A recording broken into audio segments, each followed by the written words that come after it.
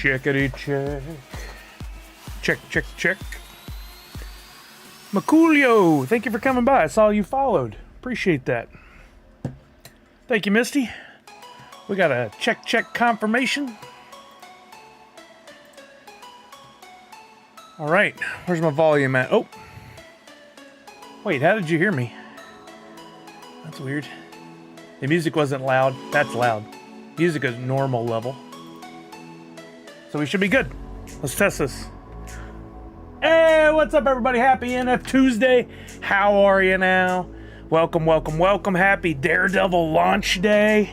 The new season is finally here. I'm excited. Oh, thank you, Misty. I appreciate that. We do want to look at Twitchy Tides today, so we might reference that at some point. Got the free NFT prompt just came up in Twitch. Misty, if you would be oh so kind as to pin that for me. I'm going to grab that and put it over on YouTube before I forget. For everybody that comes by at any point during the stream, there's a free NFT. You can claim one per person. You just fill out the form and I'll airdrop that to you this afternoon or tomorrow, most likely tomorrow. Let me go to my channel here. Looks like everything's live.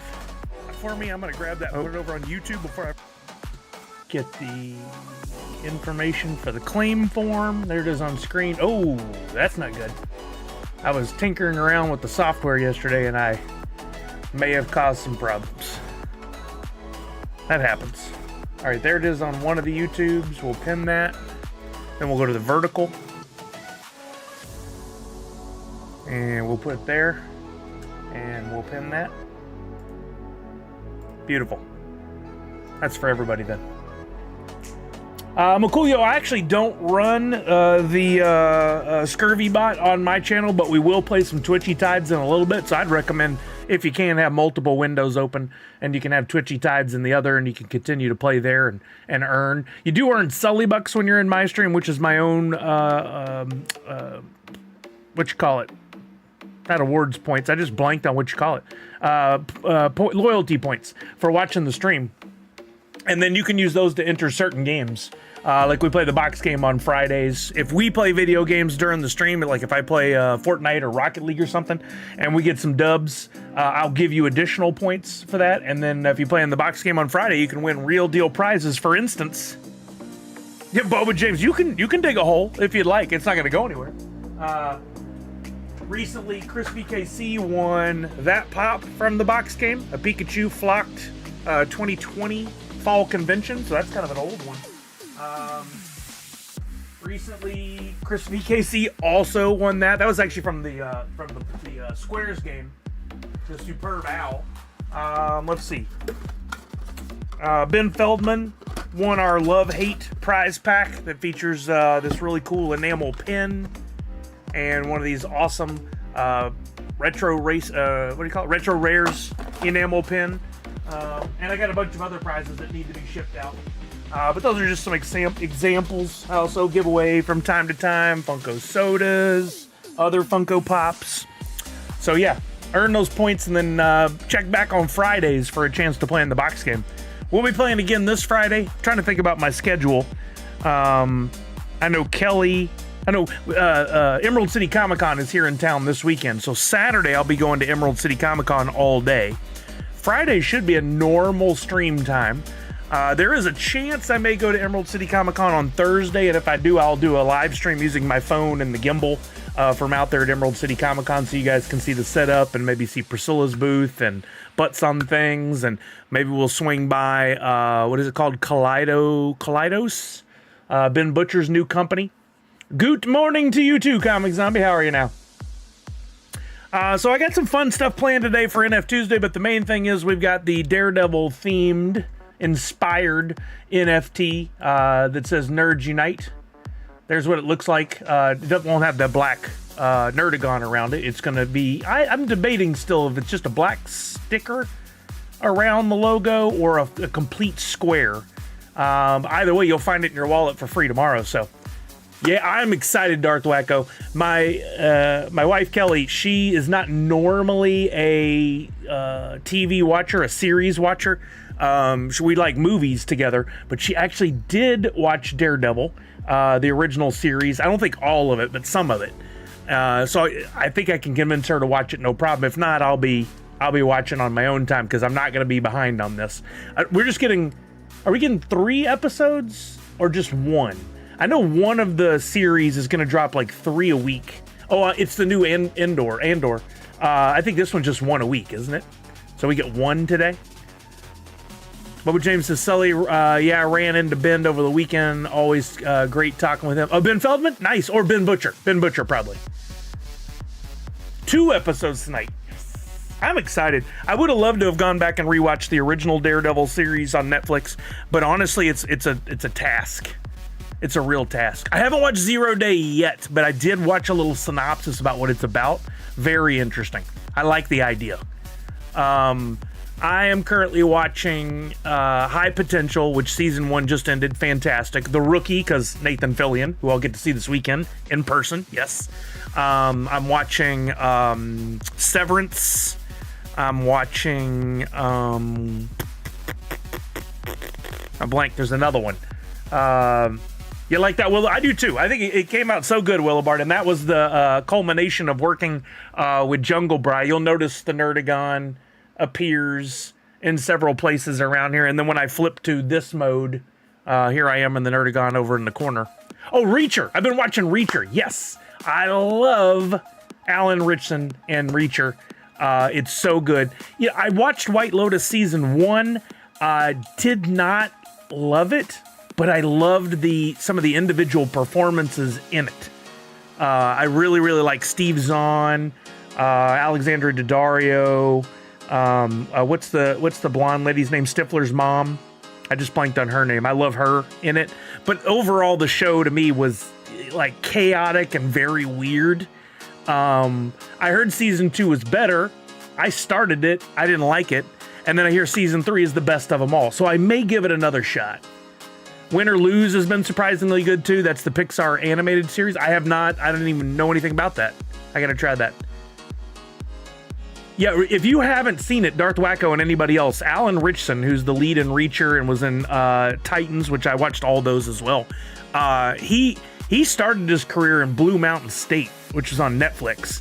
Well, actually, take it back. He started in a couple episodes or 1 episode of Smallville as Aquaman. And then they were going to give it a bigger role in a universe, but it didn't pan out. I actually saw a panel where he talked about how to get down to shape in that one, he was having like just rice and water all the time. That was it.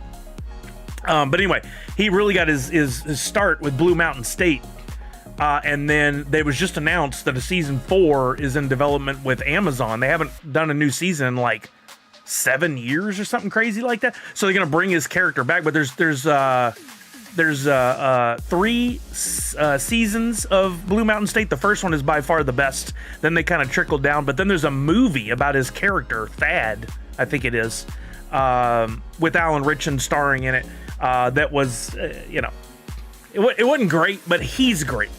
It's another case of a fantastic performance and then an okay outcome of the show or the movie. I don't like to dog any of it because I know how much work goes into it all. I'm not going to say it was crap. I don't do that unless, we're talking about one of the few things I've ever watched where I was just like really put off, like The Crying Game. That was crap. It's a slow burn this season so far, but great cast. Walton Goggins. I love Walton Goggins. I'll watch it just for him. I met him once at a con, Comic Palooza down in Houston, which I may return to this summer. Still working out the details with them running the con.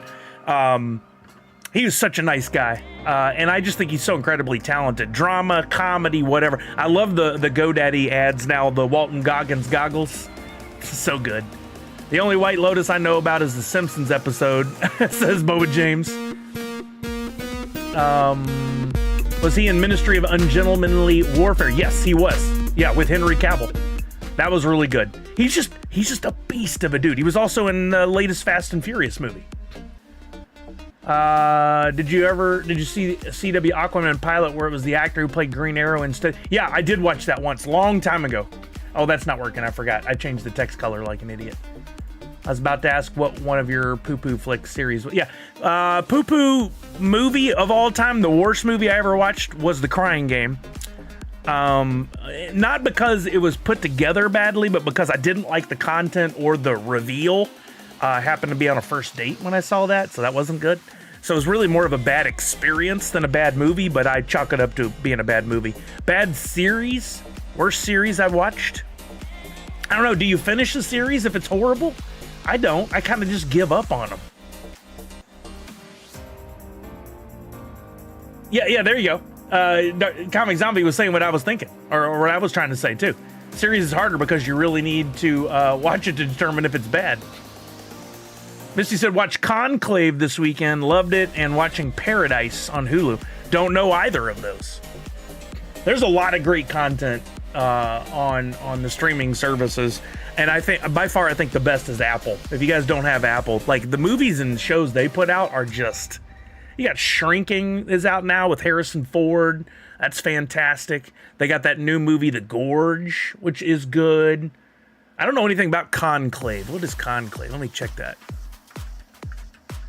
That 0 Day is at the, it was nominated for an Academy Award for Ralph Fiennes, right? Yeah.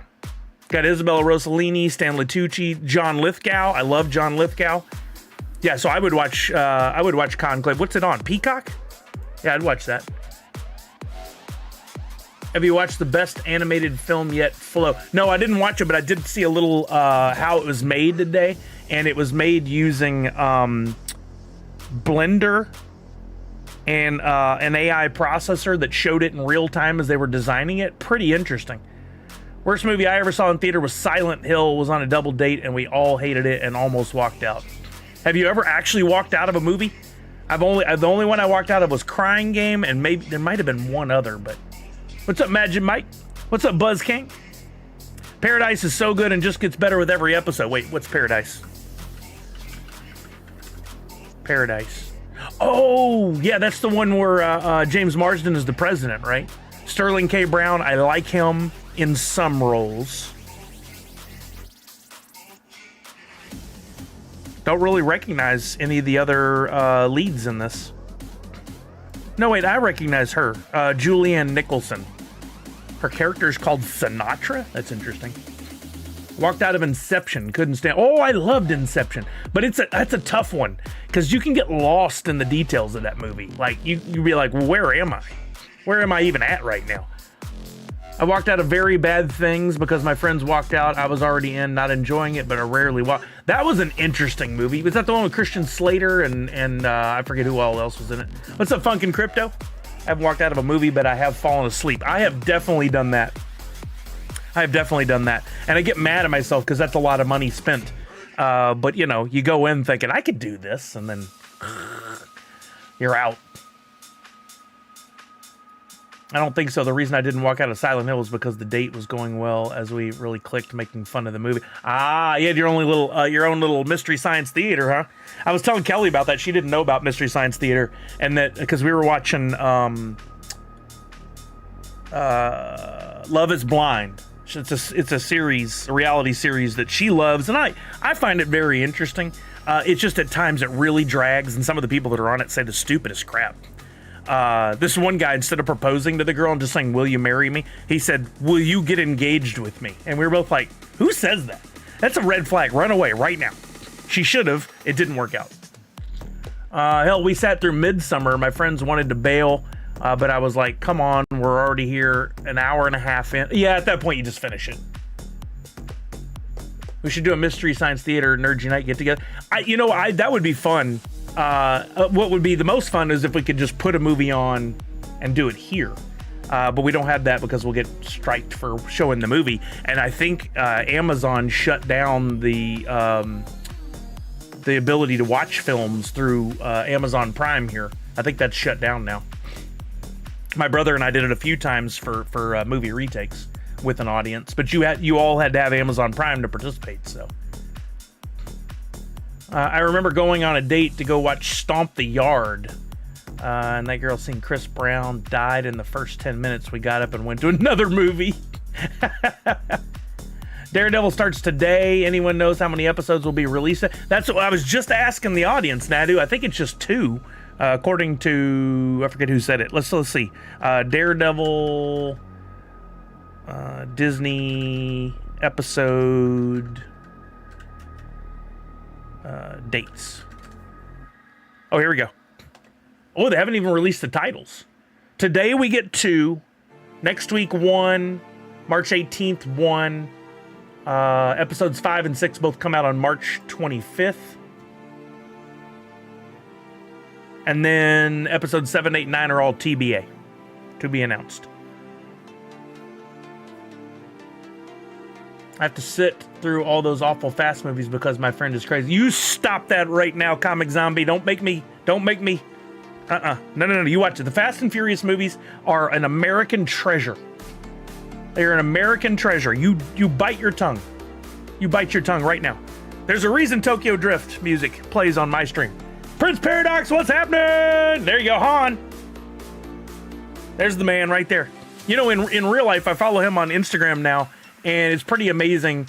He has basically been indoctrinated into that culture. That's not the word. He has accepted that as like his life now.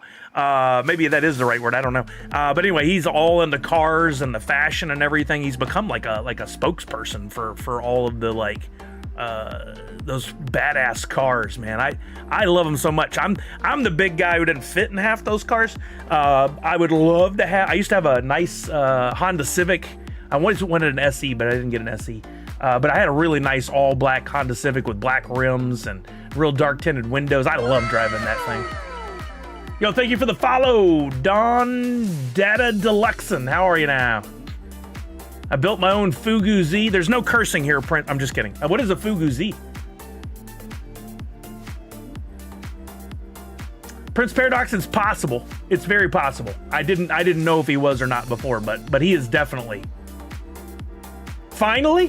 What, you were trying to follow for a while or thinking about following? Yo, bruv, what's happening? I love that. Our friend Tanner always comes in with an oi, bruv. I can't go further into it because I don't want to get banned. Thank you. That's the right approach. Misty said, does walking out of the living room while watching Fast and Furious count as walking out of a movie theater? No, unless you have a screen that is 100 inches or more, that is the qualification. I always wanted an Eclipse. No, you know what? The Eclipses were pretty cool. I agree. I always wanted a 3000 GT Spider. There's Tanner. I always wanted a 3000 GT Spider. It was the world's first hardtop convertible. The thing would come back and sit in the top of the trunk or come back up to the top. Oh, this beautiful car. You rarely see a 3000 GT on the road anymore because they're such crap. They're horribly designed and made cars. And they were last made in like the early 2000s probably.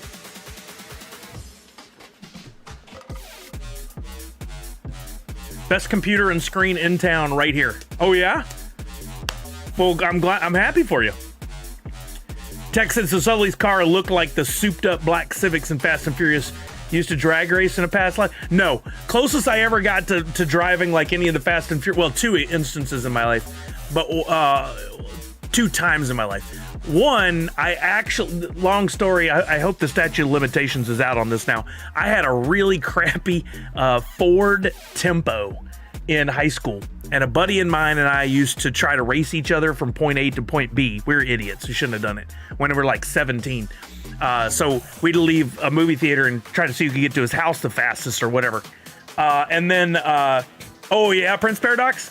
Yeah, there you go. Unfortunately, constant problems.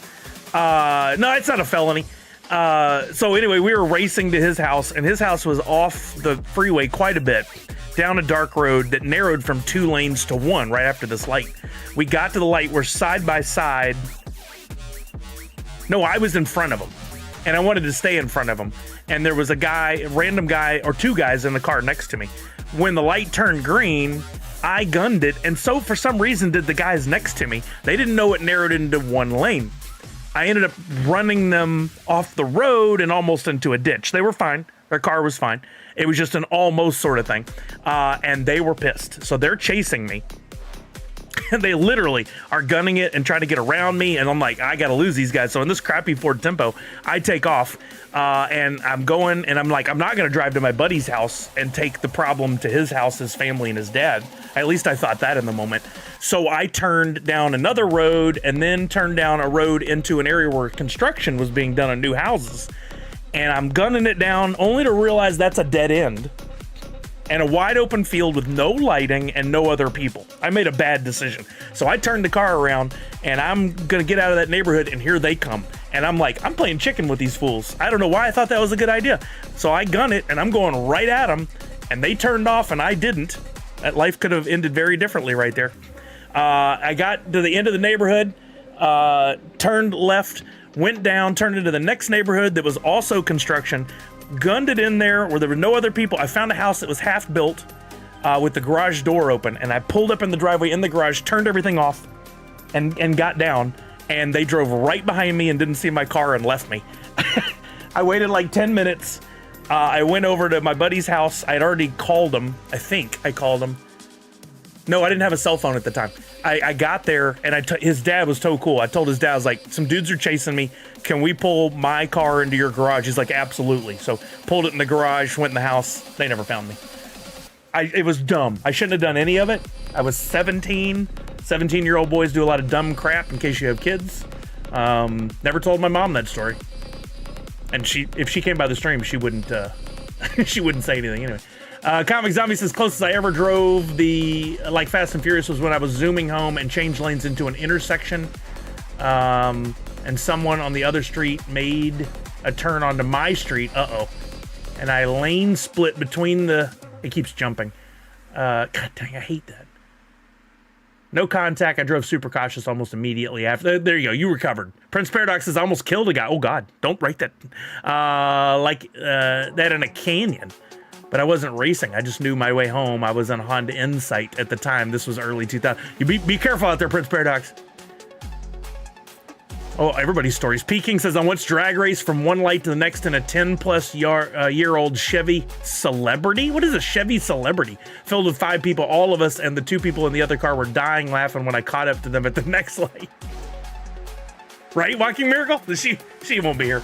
She gave up on watching my stream a long time ago. I'm not ever convinced she actually watched one live. I don't think she gets it. Or if she did, she'd be like, I'm not gonna say anything because I don't want the people to know what I think. I once rode my Hot Wheels scooter without a helmet. You rebel. You rebel. My Scion got ran off the freeway into a tree. Oh my God, Punk. Dang, Don Data Deluxe, and I hope you have found a new path in life then. What's up, Nessa? Bing bong, you ding dong. Tanner wins. Yep, Tanner's the real rebel. Thank you, Walking Miracle. Yeah, everybody claim your free NFT. I think it's pinned in Twitch and YouTube. If you're watching on TikTok or Twitter, I guess I could put it in Twitter somehow. But what I do is I'm rewarding people for coming by the stream. That's the idea, right? And on Twitch and YouTube, I can keep these. I can have commands that will bring up things, or I can pin information. So if you're on Twitch or YouTube, you'll see the link.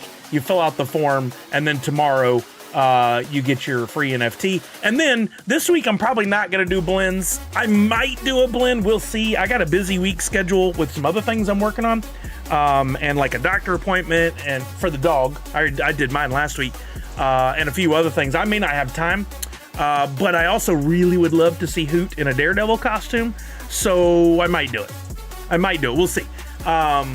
What we need to focus on is there's still some blends left from last week. If you're not familiar with the blend, basically that's something, an option that NFT Blocks offers where you can take a couple of NFTs. In this case, the Toy Story inspired logo I made called 2NFT and Beyond, and a Hoot 2.0. You take those two, you turn them in, and you get one of these NFTs listed at the top here.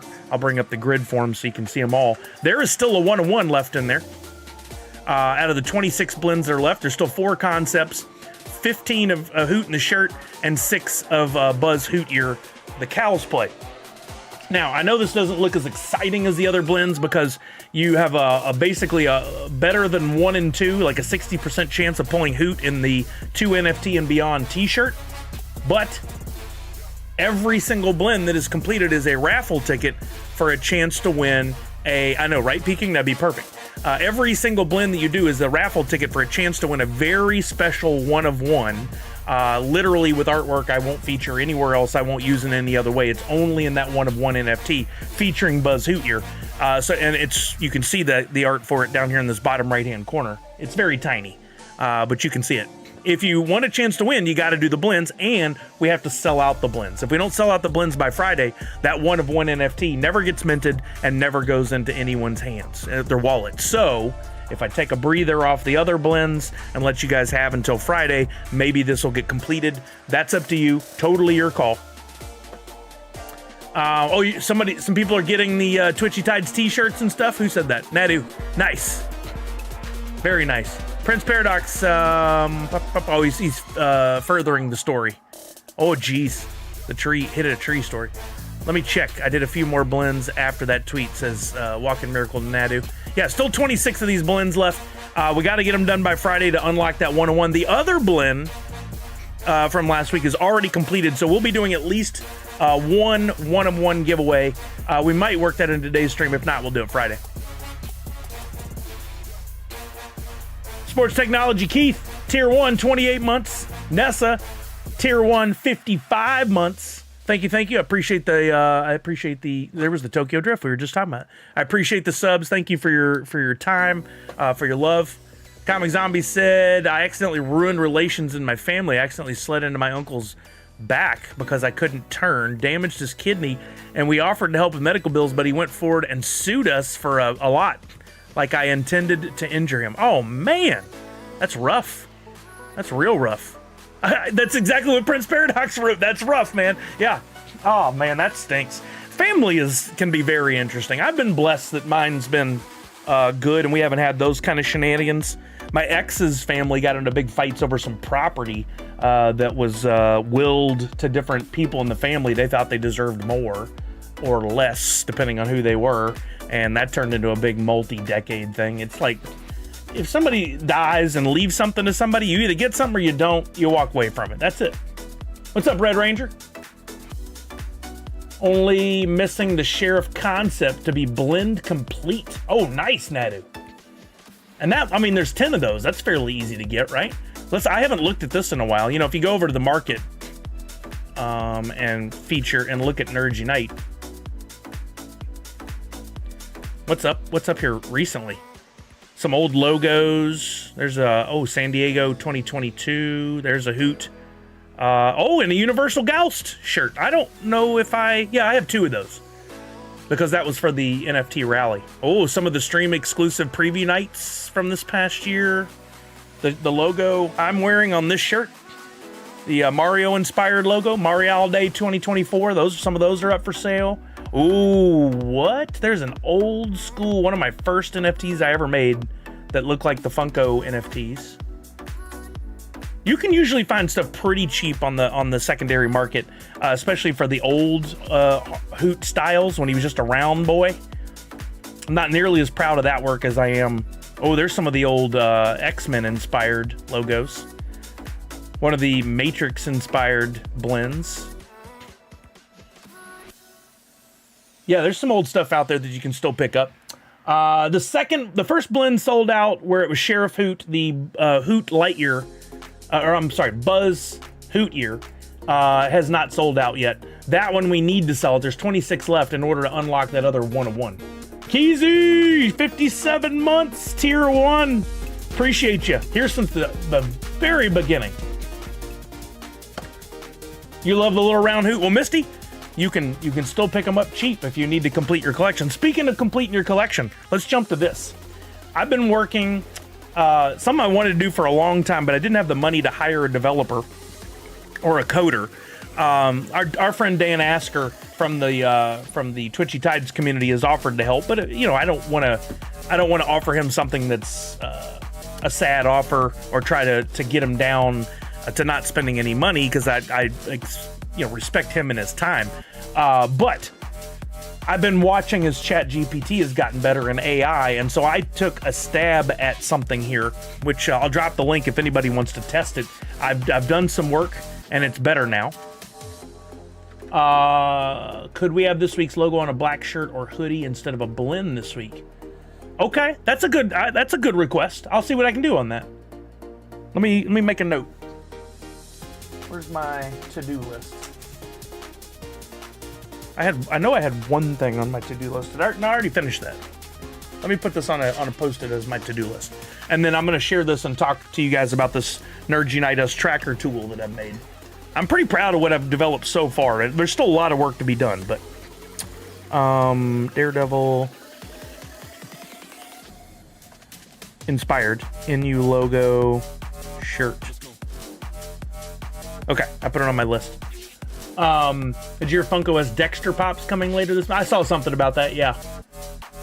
I'll be honest, at this point, there's only certain licenses that would get me to buy anything. I'm more focused on the NFTs for sure. And then behind that, some of the exclusives that go to different conventions. Outside of that, I don't really watch closely or participate in much because I just don't have the finances. But the NFTs, I'm all over that. Okay, here's the link here. I don't think I copied and pasted it yet. This will go to all platforms. Oh, I did paste it, but I didn't send it. If you're collecting any of my NFTs or you're thinking about collecting, one of the problems with creating on the Wax blockchain was there's not a good tracker tool if you really like collecting a certain collection. Now they do have on here on Atomic Hub, they have sets. So for instance, if I went to my collection, my inventory, which by the way, Darth Wacko and I were talking about this the other day. In case you don't know, Atomic Hub is not continually updating correctly. A lot of times you'll come in and it's not going to show your most recent stuff in your collection, just FYI. NFT Blocks does a better job, NFT Hive does a better job. I still like the overall look and organization and layout and feel of Atomic Hub, but it's become not so great. I'm not trying to dog them, I'm just saying it's not as functional. But if you come over here and you look in your collection, you go to sets. See, I'm hovering on it right there. You go to sets. If it's Funko, there's a set. Or if it's another collection that actually takes the time to build them, there are sets. However, they are broken as well. I used to create them. Like here's one for Light It Up. If you go, you have to go across this navigation bar, which is problem 1. Let's say I went to Alien Day 2023. It's a nice layout. It looks good, but it's very limited in functionality for me, the designer. What's up, Miss Fancy Chair? It's very limited for me as a designer, and it's broken. It just doesn't work right. If there's actually a template I make that I didn't want to include, I can't take it out. If there's something that doesn't show in there when I say show all NFTs from a certain series, I can't go correct that one off. Lots of problems. I wish this was better, but it's not. So I'm making my own. So if you go to my website, nerdsunite.online, use that link I dropped in there. You can go to Nerds Unite NFTs, and up at the top of the page, it's a basic overview of everything I'm doing with NFTs, showing some of the logos I've created, how the blends work, people within the community. I mean, the idea is join my streams, get rewarded with free NFTs, collect. Don't have to do anything else if you don't want. You don't have to buy anything. If you want to, you can do blends, and you can upgrade the rarity of your NFTs or get rarer NFTs featuring Hoot. Connect with other people, trade, blah, blah, blah, blah. We've got charity work we do for Extra Life, where the NFT money is donated to Extra Life. That'll be coming later this year for our 6th year of doing Extra Life. NFTuesday, that's where you get the freebies, blends, etc. Down here a little bit, I buried it on purpose until I think it's more refined, and then I'll bump it up and make it a little more accessible. But here's the short version. You put in your wallet. This is meant to be kind of a checklist for you individually, right? Put in your wallet, hit check my collection, and for right now, you can't do a drop-down list of all the projects. I want to eventually add that, but thank you, Walking Miracle. I finally got some things fixed. So, for instance, the latest NFT I made will appear at the top with the group of the other NFTs from the same collection, same series. So the latest thing I sent out was some of the Battle Bowl rewards for January. I was a little behind. I'll be doing February in the next few days. I built an entire tool to help me track all that using ChatGPT in the background. But if you look at this, you can see anything with a gray background, you don't own one of those in that wallet. If it's got a white background, it'll show, yeah, you got it. Here's how many you own. And then if you're, hey, what's up, Professor Josh? And then if you know, so you can look at this and go as a checklist. Oh yeah, I'm there's a couple of these I'm missing. I'd like to add to my collection. This is not a good example of one of those because you can only win these. But let's say I don't want to look at Twitchy Tides, the Nerd Unite Battle Bowl stuff, of which there are 33 total NFTs. I like to having that total. If you click on the arrow or the bar, it collapses it and now shows the next to oldest collection, based on when the latest NFT was created. That's confusing, right? The latest one I made was the 1 of 1 to give away. So Flawless probably should have been below 2 NFT and beyond, but it's above. Eventually I'll add some way I can sort them manually, but I like that this is dynamic. If I create another NFT right now, it corrects itself and puts the most recent thing on top. I like the dynamic part of it, right? But here you can come in and you can look and go, okay, well, I don't have that 101, I don't have the VHS, blah, blah, blah, blah. Hopefully, you've got the Sub-Zero and Cow's Play and Hoot in the Flawless theme shirt. And maybe you found yourself, maybe if you're Nadu, you got a few of the others. You can see how many of the logos you still have. Stuff I'm going to do in the future is make it where you can click on it and they'll take you to the market, and then you can possibly buy it if it's for sale. One of the things I'm really excited about doing is something that Atomic Hub never offered, and that is for each one of these, like let's say the VHS, if it's still in the pool in a blend, I want it to say still available via blend. You click on it, it takes you to the blends. No one else is doing that right now. So the stuff that is a part of a blend is trapped in that pool, and it's really hard for you to go find out which ones are still available and which aren't. That's one of the things I want to do. I also eventually want to add, hey, I only want to look at logos, or I only want to look at Cow's Plays, or I only want to look at Hoot in a shirt, so that you can see a checklist of the ones and you can go then fill in the blanks. So it's kind of, again, dynamic in the way that you want to look at the checklist.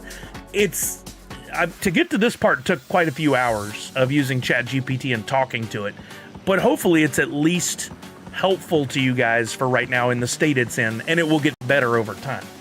I've gotten to the point now where the easy stuff is done and the more complicated stuff is going to take some time and or require somebody like Dan Asker to come and help. Kayla says, what's your favorite Pokemon? You know what, Kayla, I'm not a big Pokemon fan, really. I never have gotten into it, but I do dig Charizard art. I like Charizard. I'm kind of a pyro at heart. I loved to play with fire as a kid. Luckily, never burned anything down. My favorite Freddy Funko? Ooh, that's a tough one. I really enjoyed my Freddy as Apollo Creed. I had to sell it, unfortunately. Really, really like that. I really like one of the others. Oh yeah, anything from the fun days like 2012, 2013, 2014 are some of my favorites. But as far as like now we have Funko or Freddy Funko from the NFTs. Yo, thank you, Monster Pete. 8 months, appreciate you. Tier 1. I really like Freddy and the Turtles, gold with the skateboard. I really like, God, there's so many from the NFTs. I just saw Freddy as Space Ghost. Space Ghost's voice actor just passed away today. Krampus Freddy is pretty awesome. There's so many great ones. Sexy Freddy Pose from Jurassic Park has got to be one of my favorites. Spooky Space Kook. Oh, that's a good one. Tanner. Of course you would like that. You're the big Scooby fan. Yo, Port, what's happening? Yeah, I totally did. Port. Yeah, I only got in a lot of trouble for playing with fire. But anyway, this checklist is here, and you guys can scroll down and take a look at what's in your collection, what you're missing. It'll give you a better view of what I've designed, because right now, who wants to go and weed through a bunch of blends to see what was ever made? And if it's a completed blend, you're not even going to be able to see it anyway. So this is a pretty good representation of the different series that I've made. You can look at that and go, hey, for that logo, there were no blends because there's no like Hoot and wrestling gear. There was no Grinch Stole Christmas inspired blends, just the logo. There's more. You can hit show more and it'll expand and show you, oh, there's the Christmas celebration ones. There's the extra life ones, of which there are a lot. There were 16 extra life NFTs because of our NFT rally that we did. Wait, do I not have a Universal Ghost? How do I not? Oh, I sent those to my Nerds Unite Us wallet. I have a secondary wallet that I keep all my 5s in. Freddy is Freddy Funko. Take my money. I don't know if you addressed it yet, but the next NFT or 5, we're gonna look at that next. Absolutely. I wanted to show this tracker. I'm not in, like, if you guys have any ideas of what can make it better, let me know, but I have a feeling most of the things you're gonna say I already have got in the pipeline. I'd like to make this a much more usable tool in the future, and then eventually maybe do some things like some old blends or old rewards, a reward of some kind, like how I anticipated that maybe the Drop Arcade might go, where we'll call it a bounty. Where, hey, if you can get all 5 of these in your wallet this week, I'll do a snapshot on Friday, you'll win a bonus. That kind of thing. But in order to do that, I got to make a better tracking tool. And I'm working on. Already, I think it's better than anything else that's out there. Exactly. Yeah, Randy, that's in my list. That's in my list for sure. Hootie Hunko? That's pretty good, but I'll never do Hootie.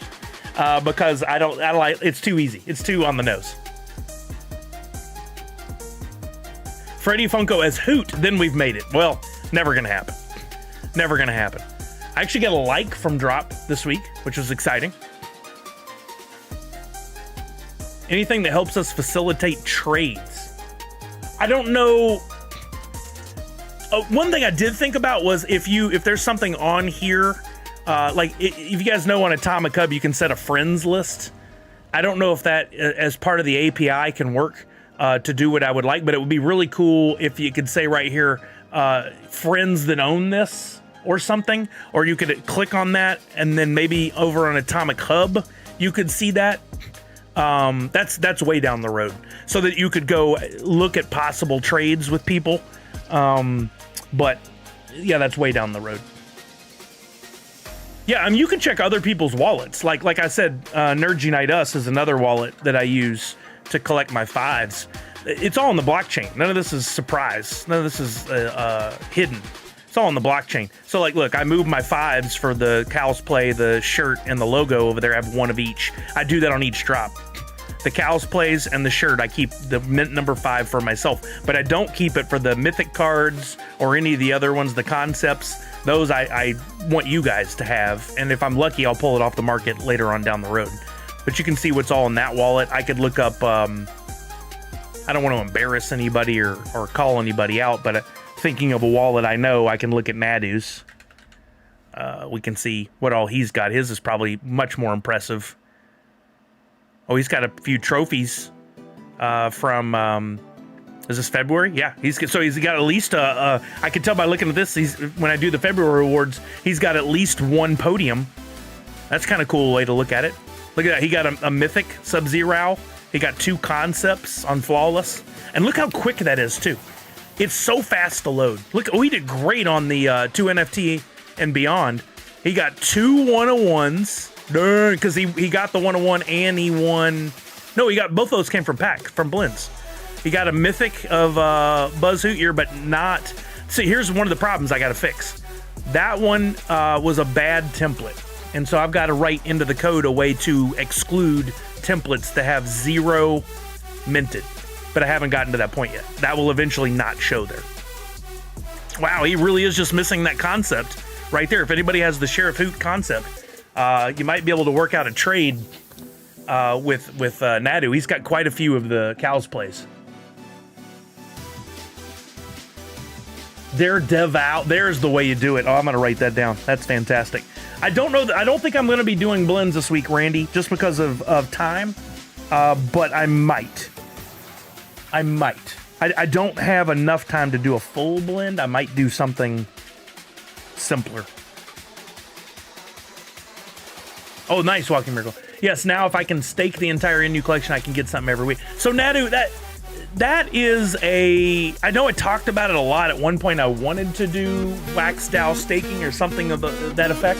But the problem is I thought about it long term, and once I start that process, that means making a coin or giving away another coin. and that means or making rewards, which is more NFT art to put in to reward existing users, which is great. I want to reward you guys for constantly collecting my stuff and having the diamond hands. The problem being, you don't expand your circle that way. You don't expand the number of collectors, and to be quite honest, money coming in, which is important. Zach Bonifer gifted a community sub. Thank you, Zach Bonifer. I appreciate you. Darius83, 46 months. Professor Josh, 7 months. Thank you guys for the subs. I appreciate you. So I backed off the Wax DAO staking idea. I still think there's something there, but I don't think that, one, I can sustain what needs to happen to keep that constantly going, being rewarding, and not start something and then stop, or start something and not keep it going. I could never figure it out all the way. I think about it from time to time, but I haven't figured it out yet. There you go. Walking Miracle. Well said. You're really setting yourself up for a lot of work with no defined endpoint. Where I would need to be in order for that to work is have someone I can hire to help facilitate that work. What I need to be focused on is the art and the development of new concepts and ideas, not the back-end facilitation. Already, each month I do for the, for the Twitchy Tides. Each month, if you guys are playing the Twitchy Tides Battle Bowls, you can earn the Hoot holding trophies. Well, every month I got to go in and alter that and make new NFTs. That's fairly simple, but still requires 30 minutes to 45 minutes of my time to get all set up. At the end of the month, it was taking me 2+ hours to go figure out who had podiums, the most gold trophies, and the most overall trophies. And then make the art for these and distribute these awards. I don't know if you guys even know these rewards are a thing. I've done them every month since I promised I would do them, often weeks after the month is over, but I'm trying to get better at it. And so the other day, I spent about an hour with ChatGPT, and I've written a program where I literally can go in and say, hey, it's time to run the monthly report, and it can say, all right, give me the template for the gold trophy this month. I have to input that. Give me the template for the bronze and the template for the silver. I enter all that in, and boom, it creates a chart for me with the number of trophies everybody's collected and the totals that I need, and I can quickly pinpoint who has the most podiums, who has the most overall and the most gold, and I can get those distributed in less than 10 minutes. So I set myself up for a win there, but that took some months for me to figure out what I needed to do. Dark Fang, I think there's a real good chance we may see it like the end of this week, actually, because the next week we have a new drop, and then if not, then it'll be the week after that. I doubt they're going to do a drop of new license and Drop Arcade launching in the same week. We'll see. Randy said in the tracker, talking about my Nerd Unite tracker, I'd like to check. Come on, it's jumping on me. 1 second. I'd like to click on an image, and then it takes me to a larger image, the template, or maybe a market lookup to buy it if it's available. Maybe an intermediate pop. Yeah, that's on the game plan. What I was doing in stage 1 is can we just get the data and show it on screen? Can we get everything together grouped by their series, which was way trickier than you'd think. At first, it was breaking stuff up all weird. I finally got that fixed. And what I'm learning about using ChatGPT, in case anybody else wants to use it to write code, is it'll get some stuff working. And then based on an addition I want to make, which shouldn't alter any of what is already established, it'll break the established stuff. And then I got to troubleshoot and get it back to a point. I actually went way further than this, and it got so broken, I was like, we're reverting the code back to the way it was at this point. I'd copied and saved it separately. I'm like, let's restart here. I'm not a coder, but I know what I want, and I can relay it to ChatGPT, and it can figure out the code if I can relay it correctly. Will the tracker show your series that I don't have any NFTs from? Yes. Yeah, if you don't have any NFTs from one, it'll still show. For instance, this one, I think I didn't have any.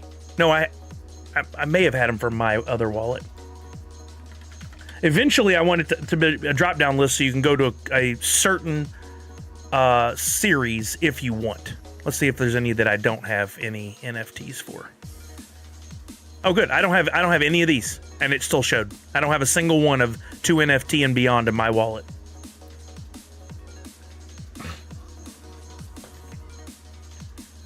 Oh, nice, Randy C. Yeah, well then, so you'll know what's possible too, and that'll be helpful. I would like feedback. Should try to make an NFT viewer app. I mean, they exist. I would only do it if I could do something in a unique way that no one else could do it. And also, unfortunately, when it comes to apps, there's a very, especially on the Apple App Store, there's a very defined what you can show and what you can link to. You can't link into anything into a secondary market that could sell because Apple wants their cut. You definitely can't sell directly from the app when it comes to NFTs. No one's doing that because of Apple's App Store requirements. Nadu said, what I need is for someone to design CS Sully and Hoot shaking hands with Nerds Unite below it, then put it as an NFT with the it keeps jumping. With the NU anniversary comes around. Oh, that's an interesting one. I'm so lost on the arcade, don't know where to start. Sully, can you give us a breakdown? Yeah, let's look at that next. We can come back to the viewer if anybody has any questions or thoughts, but for right now, if you would just go in and use it, and if you note any real problems, let me know. But I think it's at a pretty stable place. Like what I would want to know at this point is, did it get something wrong? Like you do have that NFT in your wallet and it didn't show. I don't think that's going to happen because of how I've designed it. Is there a collection that's or series, not a collection? The collection is called Nerds Unite. A series is something like 2 NFT and beyond. Is there a series completely missing? That I need to know. If we go down far enough, there is a section called Unknown, but it's going to take you a while to get there. That has all the NFTs that don't fall into a specific series. There, wait, here it is. That they don't match up with a specific series, which they actually do. But because these were collaborations that I worked with somebody else on, or I must have done something wrong with these old Superb Owls, I got to figure that out still. So those don't really count for right now. These image not showing issues is a Dr. Crispy thing, not a me thing. I can't fix it. But those kind of errors. Yeah, the dead template is on my list, always has been. I just hadn't got there yet. Yeah, Tech, so you weren't, this is not a shot at you by any means. You couldn't have known this, but you weren't here in the early days when we were using Tokenhead regularly. They had an application process where anyone could pay, it was like 200 wax, might have been 2,000 wax. It was a considerable amount. You could pay and turn in an application. They would review it, and then they might include your collection in there. Priscilla did hers, and then like a week or two later, I turned mine in. They accepted hers, and then I just got nothing for like 6 months or 9 months. I finally was hammering at him long enough going, hey, what's the deal? I'm really excited to be featured. I didn't want to be an a-hole. I'm really excited to be featured. When can I finally get in? And then Patrick from Tokenhead Now Drop said, hey, can we jump on a call? I was like, certainly. And I don't want to divulge everything he said, but basically he said, look, Funko owns us. They've decided to make Tokenhead focus on Funko only stuff, which makes sense. But anybody else that had got the application process completed and had been accepted was grandfathered in. And honestly, I was so excited to have Nerds Unite stuff show alongside Funko stuff. I couldn't wait. And that really just kind of knocked me down a notch. The Tokenhead app is still great. I still use it occasionally to view things and show different filters of the way the information is shown. But they haven't updated it in forever. And I really wish they would kind of take a hold of it again and update it to just show Funko stuff. No offense, I love looking at the Sune stuff in there too, but it doesn't make any sense. Why stop there with some people and then have some Funko projects? Either make it all Funko or don't, right? But I'm guaranteed they told them that's not the focus of how they need to spend their money. So I don't know if Max Tokenhead has gone forever. He has kind of popped up occasionally. Like there's one Freddy holding a Max Tokenhead pop that came out after Max had kind of gone away a little bit. I don't know if he's gone forever, but it would be cool to see him again. I'm with you. Let's look at the article for Drop Arcade and talk about that a little bit. So, short story long, we've been waiting on Drop Arcade forever. We got this post on Friday while I was streaming, and I wish it had come at any other time because I would have spent more time buying some stuff.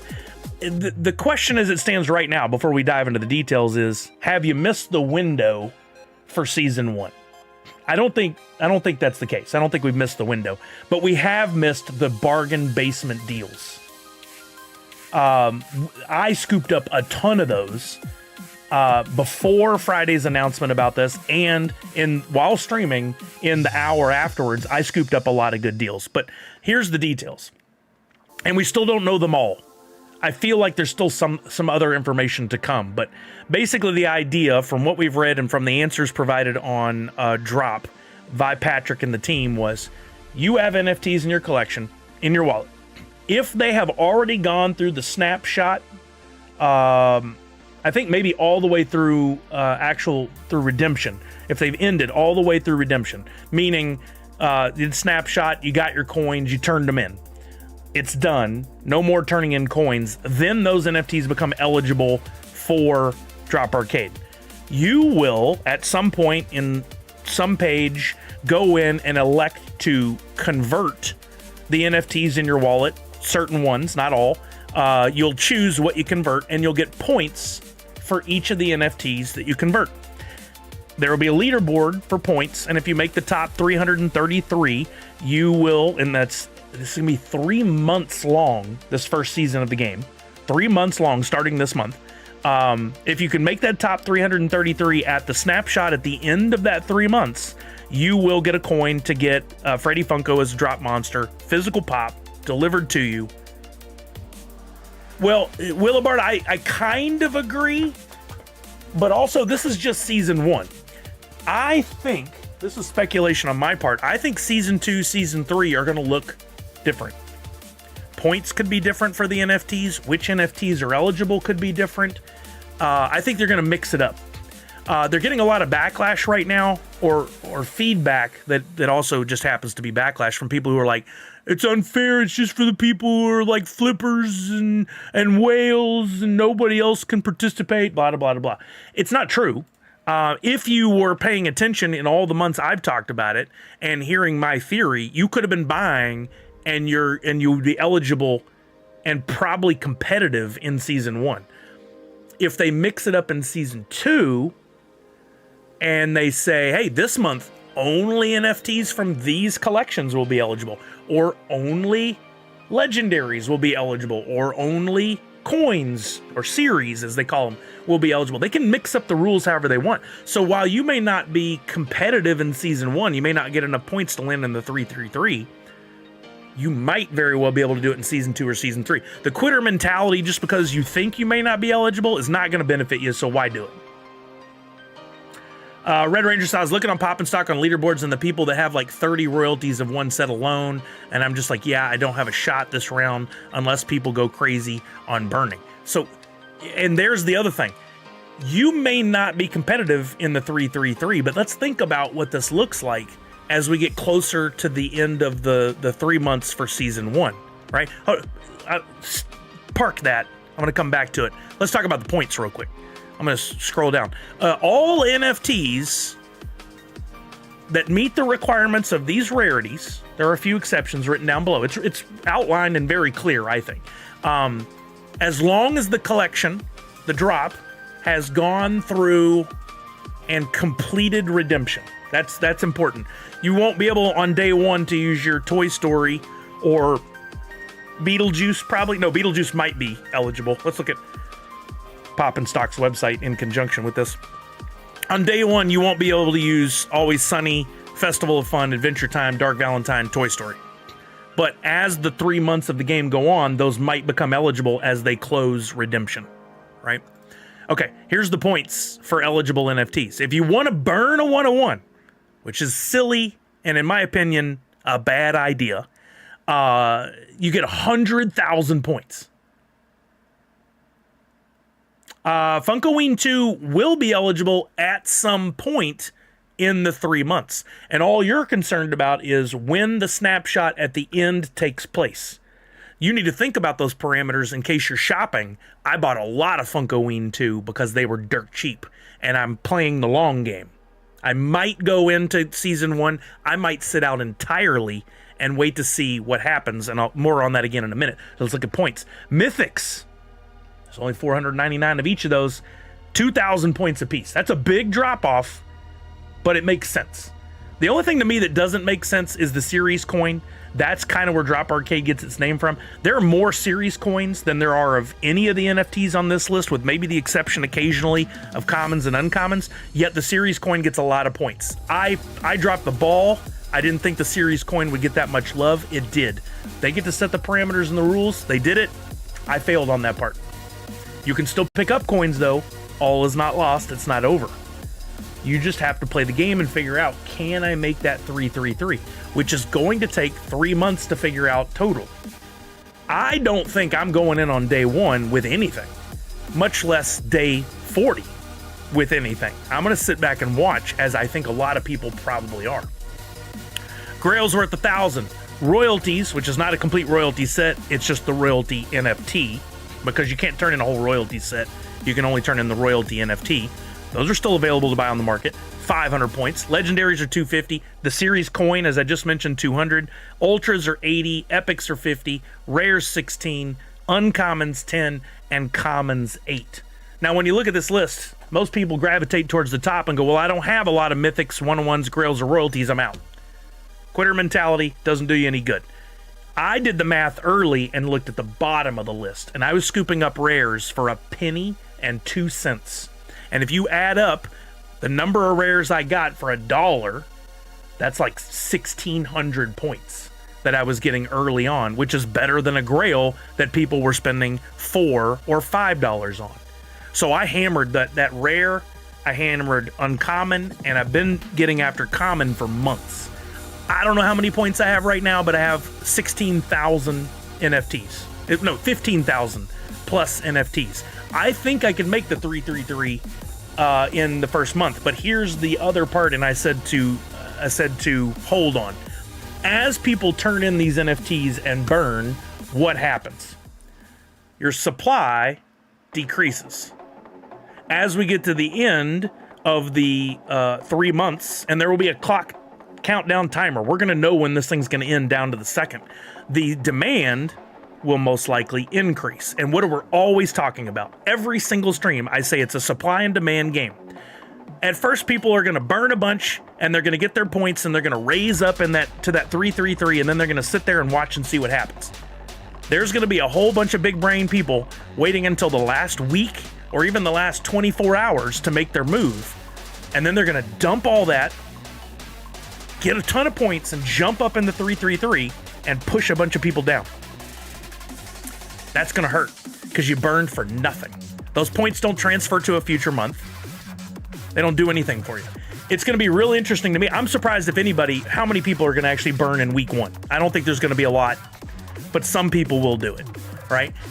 But as the supply drops, the value or the asking price for those NFTs that people will need when they get closer to the end of the 3 months should go up. So you got to ask yourself, especially if you've already convinced yourself you're out and you're not going to be able to participate in season 1 and get in the 333, any NFTs you're holding theoretically will go up in value. And the question is how much? Because the people we're going to have to watch are those that are in like the 200 to 333 range come the last 48 hours of the month. They are going to go out on the market and they're going to buy whatever they can to cement their place in that 333, and they're going to be willing to pay a premium to a certain point. That time, I might stream every day in those last 3 or 4 days if I can, because we're going to see some serious moves and some crazy increases in value of some of these NFTs that people will need to purchase in order to. I feel bad for those people that are like at 330 to 335 to 340 in the final hours. You gotta make a move. You can't just waste it all. You gotta spend some money to move up. That's season 1. Don't get it in your head that you're out forever. If us Nerds Unite community folks who've really thought through this sit back and don't do anything in season 1, then come season 2, when new rules and new point values drop, we might see ourselves in a position to dominate a season 2 or a season 3 or whatever. But they have to beat the first 333 because if they tied, Drop said the first person that reached that amount keeps that spot. Well, yeah, but you're in the final seconds, things will be moving. At 11, if it ends at midnight at 11:50, things are going to be moving. The likelihood of an exact tie, I feel, is pretty low, and the likelihood of an exact tie at the 333rd place is, I don't think your odds are very good. I think less than like 0.1% chance that could happen. I'm not a mathematician by any means, but I don't think that's something to be too concerned about. Misty said, so removing all my for sale items was a good thing, saving the spares for later. I think it's a good move. The game has nothing to do with the word arcade, does it? That's been mentioned before. It is a game. It does require that you buy in to participate and play. It does have coins called series. They're not exclusively the NFTs that are used for this. Loosely, I think the definition of arcade works here. But again, that's season 1. What is season 2? That's true too, Red Ranger. What is season 2 going to look like? They could go with a season that's all coins, all series coins, and then definitely going to be an arcade. I think what they were really trying to do with season 1, this is speculation, I guess on my part, was just thin the herd. Let's just destroy what there is on that secondary market and really watch some of these numbers come down. How many epics are going to be burned in season 1? And what does that bring the numbers down to? Now, what's the value on the secondary market? Remember, this is all based on a financial move for Funko and Drop. It's partially rewards, but it's also financial. It takes money to create things like this. Every sale on the market, they earn 8% on. 8% on Drop Marketplace. Every sale on Atomic Hub or any of the wax exchanges, I think they earn 6%. I said the other day, it'd be interesting to see what the sales have looked like over the last few days. If we come down to, where's the leaderboards? Hottest projects in the last 24 hours. You got Festival, Valentine's Day, Beetlejuice. Those are all active projects right now that have not completed their redemption. But is there I thought there was one where you could see the leaderboards in a different way for like the last week or something. I don't remember where that's at. Maybe under market? Is there something? History? I don't know how we could look at it, but we could look and see what the total overall sales for certain projects would be. And I guarantee there's been a spike over. Let's look at a project, for instance, Funime. Can we look at the sales for just this one? Yeah, look at this. The last month. Look at that spike. On February 25th, there was one sale. February 25th, 7 sales. February 26th, 1 sale. February 27th, 1 sale. And then the 28th, which was the day of the article, 1,547 sales for Funime. Now, the dollar amount's not a lot, $39.54. They get 6% of that. That's not going to pay the bills. But that's just on here. You also have a big spike on the Drop Marketplace, probably a much bigger spike for a much larger dollar amount. Now multiply that, add those two together and multiply by the 60 plus projects that are happening. And there probably was a spike in the tens, if not hundreds of thousands of dollars, probably tens of thousands of dollars that Funko gets. They get a bigger chunk over there. So average probably 7.5% that they're making off all those sales. And it's only, we're going to see a slowdown now, but in those last 48, 72 hours, whatever, we're going to see another big spike. And then season 2, rinse and repeat. And every time they do it, there will be less supply and maybe more demand, depending on how it goes. absolutely Funko should boost profits. For anybody who says this is just a money grab or Funko only cares about money, if that's you, I'm sorry, I'm going to say this. That's the most ignorant thing I've ever heard. They are a business, first and foremost. If they can make the business part of the business fun and we can enjoy giving them money, that's a win. That's an absolute win for them and us. And that's what they're attempting to do. They are a business. I own stock in the company. I want it to do well. If they're going to do some things that get more money out of our pockets, I may not give them any money out of our pocket, but other people might, and my stock might go up, and then I make money. For anybody who's complaining that it's unfair and they can't play, go buy the stock. Play that way. I just want to know how many resources will be freed up by Brandon King. It would be really interesting to see, wouldn't it? It'd be interesting to see. Professor Josh, who's ready to throw down 400 to 500 for the lowest 101s? I don't think that's the move. I don't think that's the move. Do the math. I don't think that's smart. I did some quick math the other day while we were chatting, and I'd have to start all the way over, but basically what I found was rares was your best value. I don't know that that's the case anymore, but I could buy essentially thousands of points for $1 on Friday. That's gone up now. Now I can buy thousands of points for $3, but you could look at it that way and compare things on the market and go, if I spend $5 on rares, how many points will I get? Versus if I spend $5 on a grail, how many points do I get? Start that kind of math and comparison, and you can find some deals out there that might still work. I think you missed the first window, but when we get closer to the end of the 3 months, you might find yourself redoing the math and going, what makes sense? Pop and Stock, you mentioned the other day that you might build some sort of utility around this. I didn't see. Did you make anything around this? What I was anticipating is that somebody, and if you don't, I may look into it. Could we make a tool where we could put in our wallet and see how many points we have if we liquidated everything in our wallet, right? It'd be an astronomical number for me.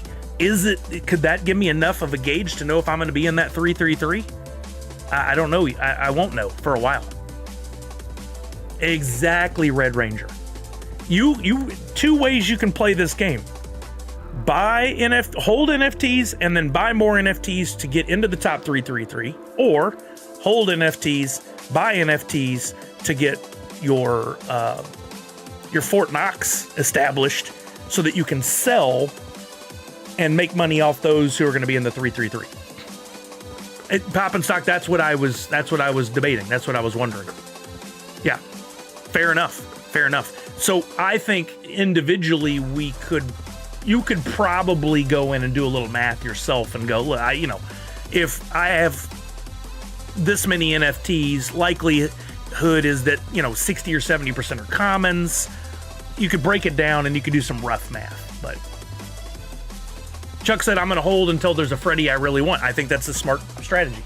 Red Ranger says, on drop inventory, if you look at each rarity individually, it tells you how many you have. Okay, now that's helpful. Let's look at that. Go to inventory.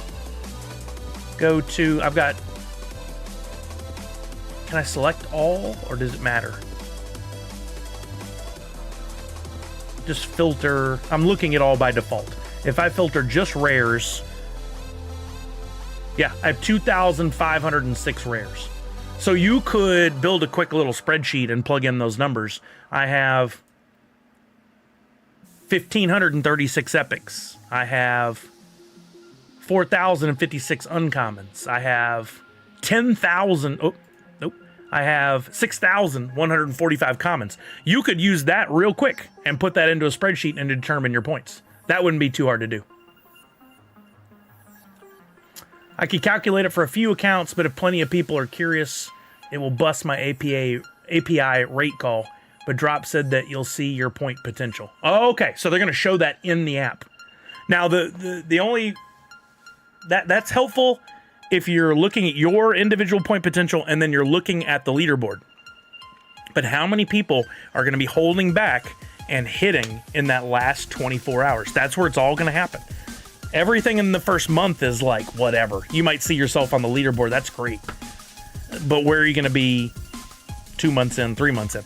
that's why I thought, and if Drop ever watches this and you're looking for a way to run season 2 or season 3, which I'm sure you're not, and just ignore what I say, I thought it would be cool to take the Tops approach like they did with blending and crafting, and do a season, but every other week on like Tuesday, you list the bounty. Here are 10 NFTs. For every one of these NFTs you turn in, you'll get X number of points. If you turn in a whole set of all of them at once, you get a little bonus. Rinse and repeat. Do that as many times as you want. In 2 weeks' time, on the next Tuesday, which is not a drop day, we'll put up a new bounty. So people are playing throughout the entire season, spreading out the way they're burning their NFTs. And every time a bounty drops, it is revealed on the website, those certain NFTs are going to spike. Going to go up so fast. All of us could jump on there and be trying to buy. Now, they may not have done something like that because they're concerned about the traffic possibly causing issues on their site. But we're already dealing with that on day one with epics and grails and legendaries. I don't think it'd be much different. I think that would spread out the game, make it more fun. And I don't think 3 months is a long time. Again, I'm sure there's a reason. I'm not in their meetings. I'm not them. I'm not dogging them. I'm just thinking from my perspective, if I'm inventing a game. Hold on, I got to look and see if this is a package I need to sign for.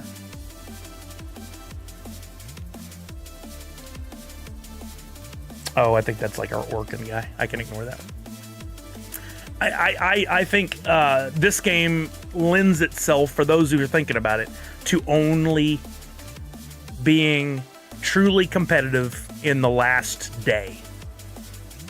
I think that's where everything's going to happen. It'd be really interesting to take a snapshot of the leaderboard 3 days before it ends, 2 days before it ends, and then the last day, and see how many changes there are. Because you're going to see all of a sudden somebody take first place that wasn't even in the running before. Unless there's a delay between you burning your NFTs and your points being rewarded to your account, last hour definitely going to look like a horror movie. Yep. And then there's going to be a lot of people who are like, but I was in the top 333 a whole time, and then I got knocked out in the last 24 hours. It's a game with parameters, and unfortunately you didn't see the writing on the wall. I think it would be interesting if it was only for certain series or certain rares, grails, and such from a variety of series, so you don't know until they announce. 100%. And guess what? Again, that could be season 2, season 3, etc. The season 1 is all about just culling down the overall inventory of all the NFTs that are out there. That's going to shrink that population down, and that's going to increase or decrease the supply, increase the demand and the value. Yeah, but plenty of people want to see their name at the top of the whole time because that's just how and that's fine.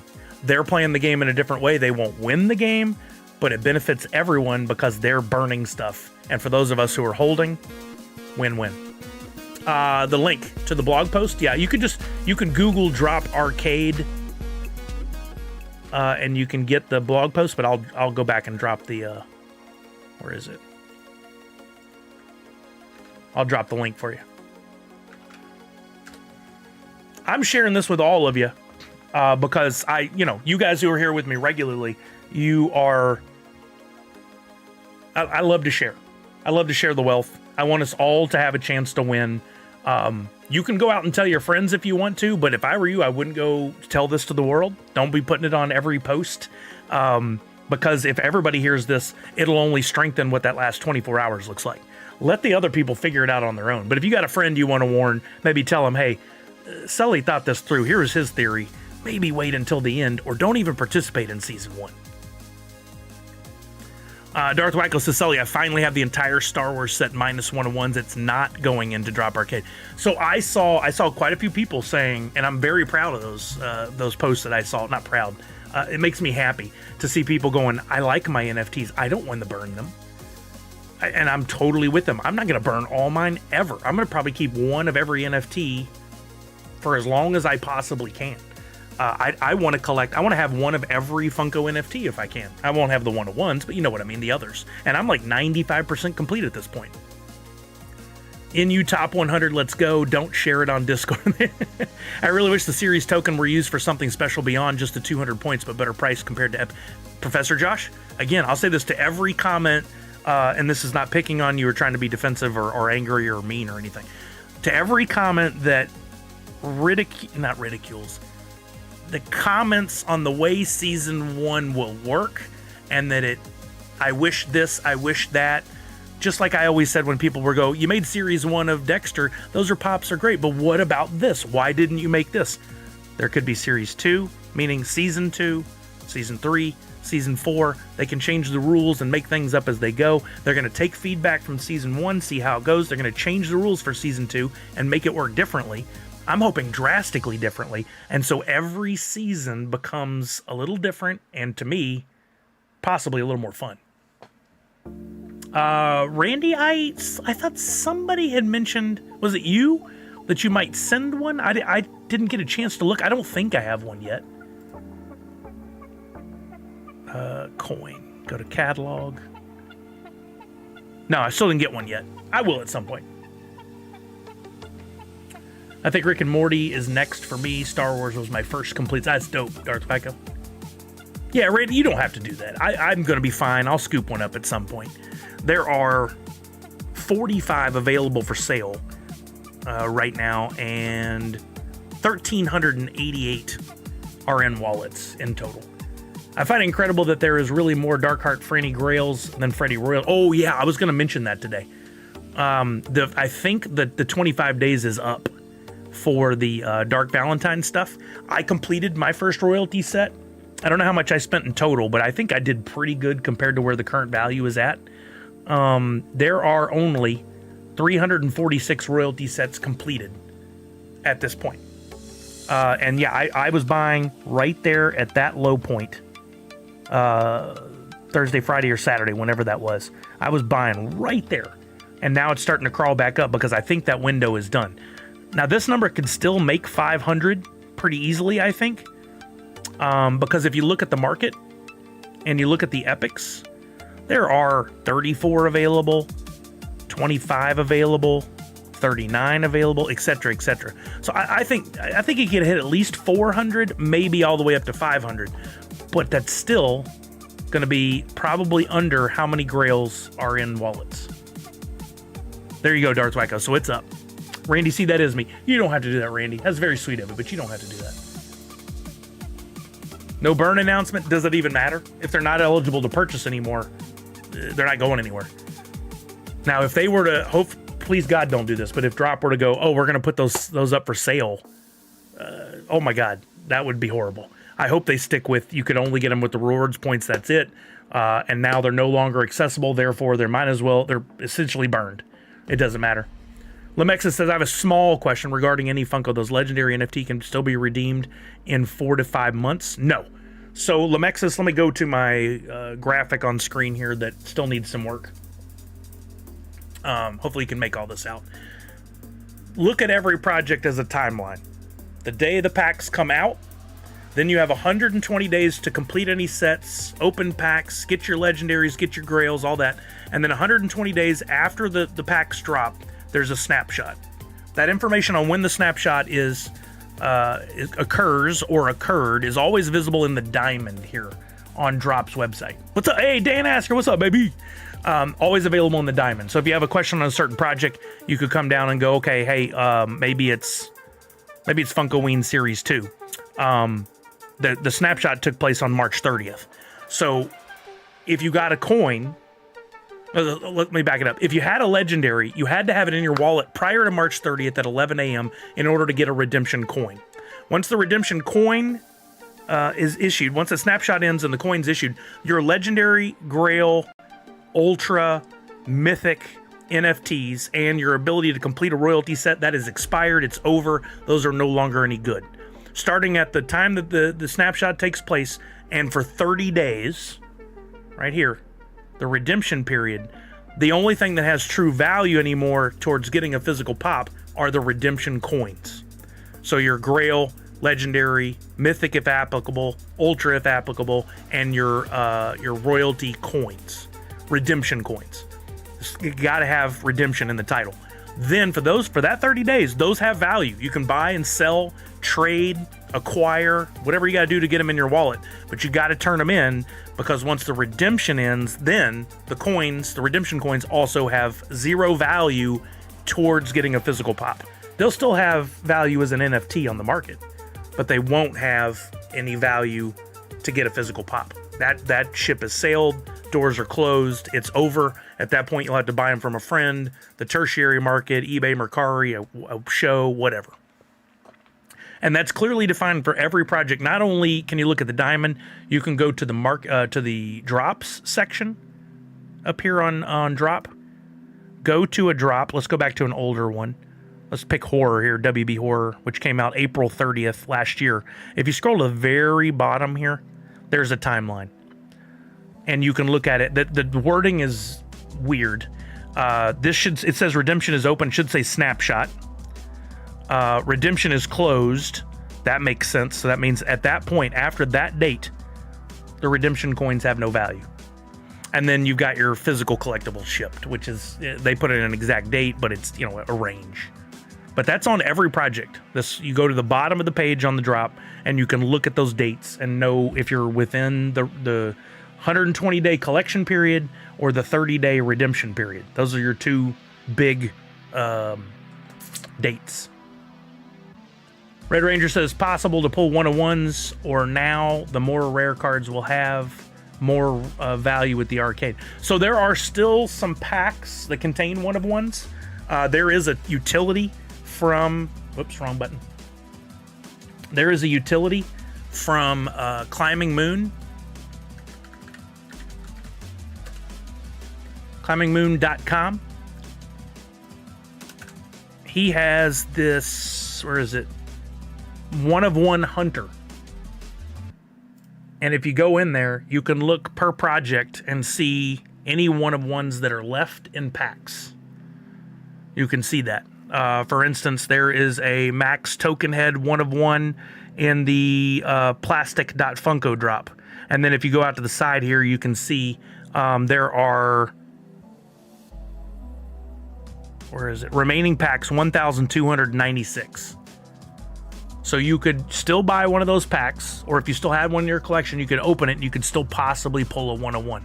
So interesting, we won't see this. There's not a tracker that I'm aware of that charts out, but I bet we'll see all the packs go up slightly, even for completed collections. Previous unredeemed coins do not have a value. Yeah, that's in the article. None of this should be a surprise. If you're going to participate, you should read for sure. But if you come down here, other items that can be converted include drop stickers, digital pop monthly bonus, fan rewards. Users cannot convert the following digital collectibles.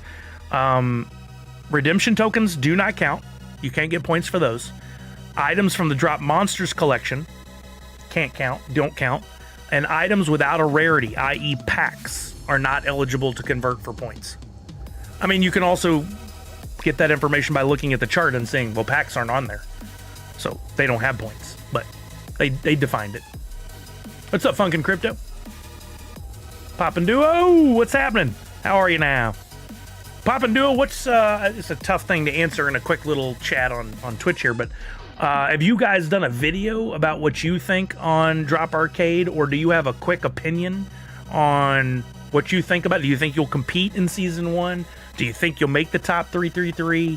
Are you going to hold? Have you been buying? I'm interested to see what some folks... I'm interested to see what everybody here is thinking. Like, will you compete in Season 1? Are you waiting to see what happens? Are you actively buying right now? How about Star Wars Premium Pack selling for 4? Selling for, I don't think is right. I think it's listed for. And I always make that distinction, not to pick on you, but to just because people get the wrong idea in their head.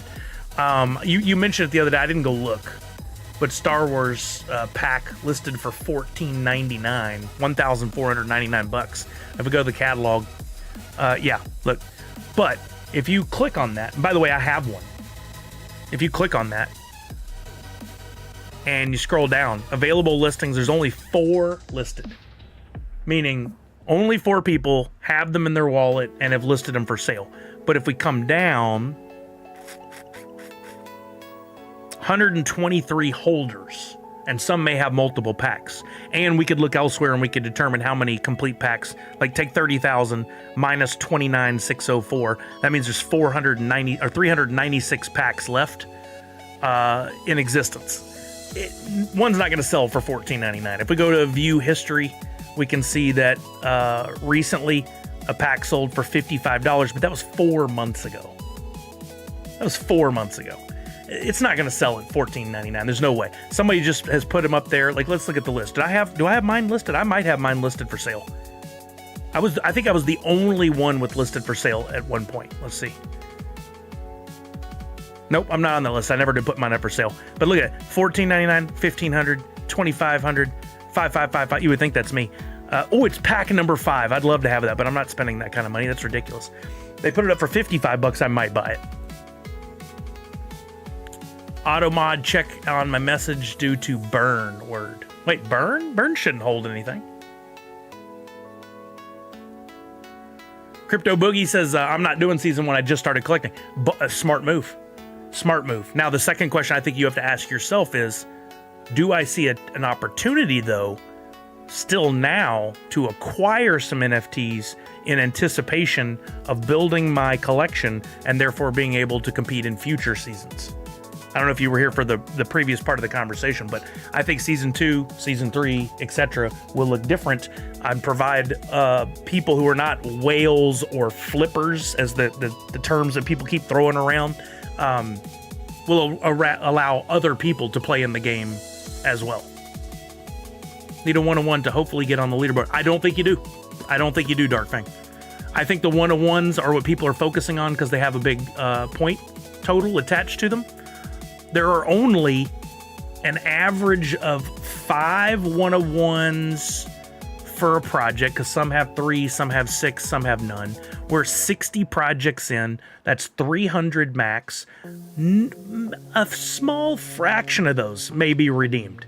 If you do the math and look at that chart on the collection track, on the drop arcade points, if you look at this chart, your money spent to get 100,000 points, minimum right now is $400 or $500, doesn't make any sense.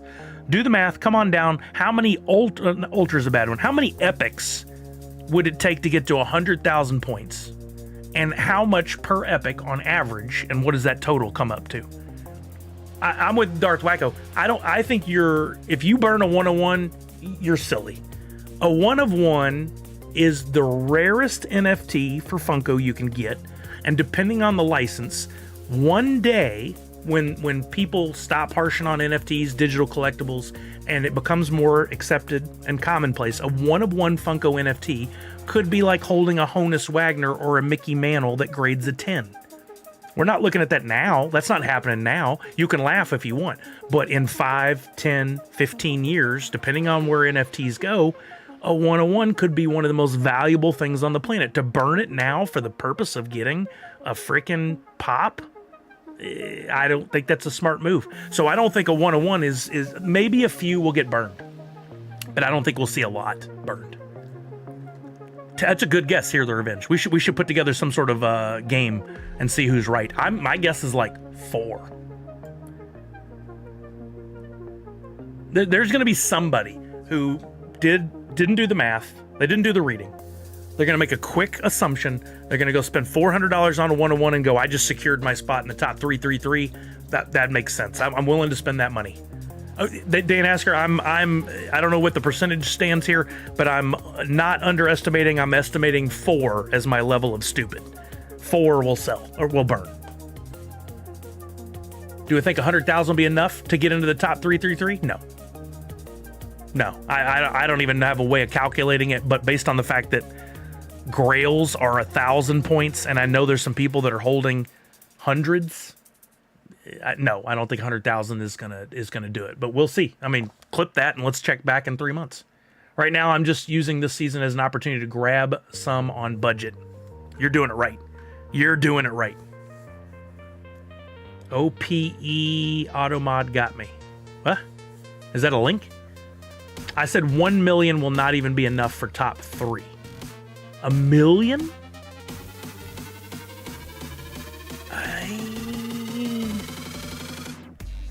you might be right. To get 1,000,000 points, you divide by, let's just look at epics. You would need 20,000 epics alone. You break that up, and let's say you had like 5,000 epics and 100 legendaries and 20 grails. You might be able to get to 1,000,000 points. Somebody's going to want to be in that top spot. Somebody's going to get in that 333, and at the last second, they're going to drop a chunk of grails or something just to get the number 1 place. But I think it's a silly move. You do get a 101. If I remember right from the details, there is going to be, for first, second, and third, there's going to be an additional bonus item. Top 3 winners will receive those stickers. Plus, so you're going to get the top 333 sticker, which is an NFT, and a first, second, or third place Drop Arcade digital sticker with their DP name included on the digital collectible. So you'll get a 1 of 1, either your gold, silver, or bronze, with your name on it. That's kind of cool if you hold. Not so cool if you're going to sell. No. When they say sticker, it's a digital sticker. It says digital top 333 sticker. It's going to be an NFT, a sticker similar to the ones that you redeem from San Diego Comic-Con or Designer Con or New York Comic-Con last year with the code. Yeah, it's not an actual sticker, though they could easily make that too. But Texas, Sully seeing some of the new exclusive numbered con pops come out with the numbers on the box. Think Drop will stop printing numbered stickers and just print them on the box like this as well. They already did it with the flocked sticker I seen on the... So the sticker... Yeah, let's look at that next. The article came out from... who was that? I just blanked, but I retweeted it, so we'll just go to my tweets. Screen Rant? Is it Screen Rant? Oh, I don't care about that. I just want the top pop, honestly, LOL, because I feel like it'll be expensive when people get them in physical form. It's easily going to be a $300 pop. Will it be a $500 or $1,000 pop? If that pop goes to $1,000 and Minnie Mouse at 400 and something pieces is still sitting at $150 to $200, I will be furious because it makes 0 cents. 0 cents for that to happen. I'm thinking it's a $300 pop at best. I'm going to wait and maybe scoop one up off the tertiary market one day instead of burning my NFTs. McD, Sully, can I get your opinion on my last comment? I'm really curious what you think. Let me see if I can get to it without it jumping on me. It's not easy for me to go back up through the comments, sadly. Oh, here we go. What I'm really curious about is I want to see if any of the whales split their cards between accounts to have multiple spots. It's possible. It's very possible. Yeah. I think some might attempt, but they're going to have to play that last hour game. If I were them, I would cement my place in the top 333 in that final hour and hold back a chunk of NFTs to make any moves necessary to stay in the 333. But would you have time? You'd have to have 2 massive wallets. Go in with one, see where you're at, and at the last second, dump in stuff from wallet 2. If wallet 1's not even in there, what's the point? I don't think it's going to be very easy to do. Hear the Revenge? I hope you're right. I'd like to be able to get one. I wonder what will happen to the average value of the old cards. Theoretically should increase, but not sure it will transfer. I think it will because it's not a single season effort.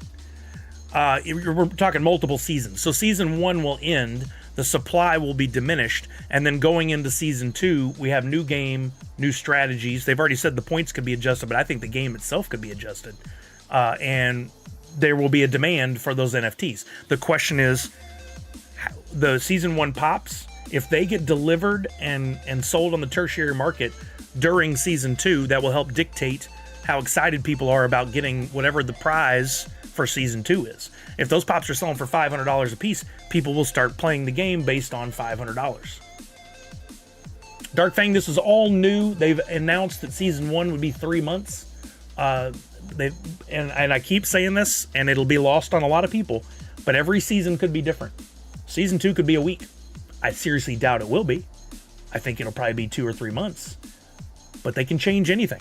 They've got all of season 1, 3 months to watch and see what happens, gather data, look at the supply on the market, look at what they have. They must have another mold already for season 2 ready, an idea. It's a very long time, Here the Revenge. To me, it's way too long, but that's just because I'm excited about moving forward.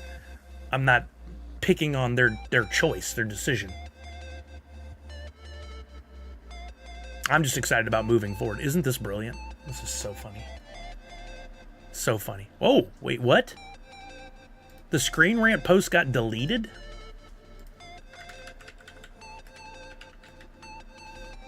I noticed when the Screen Rant posted, they did not post an article on their website about these NFTs. It was just the post. We're only back 6 hours. They post a lot. Is there still a tweet anywhere? There's got to be. They probably corrected it. If not, what game are Funko and them playing? Because with the drop being March 11th. Are you kidding me? They didn't repost it? Let's try this. Screen Rant Avatar Funko. Here we go. Nope, not messing with any kind of leak accounts. This is not technically a leak, but I'm not messing with leak accounts. We'll look at Skittles Rampage. Skittle Rampage is a Funko content creator on YouTube. He took these images from a tweet that officially went out. That is not a leak. We'll look at the images here that were in the... They never posted an article, but they posted all this. Well, so here's the thing. Somebody was asking me about this.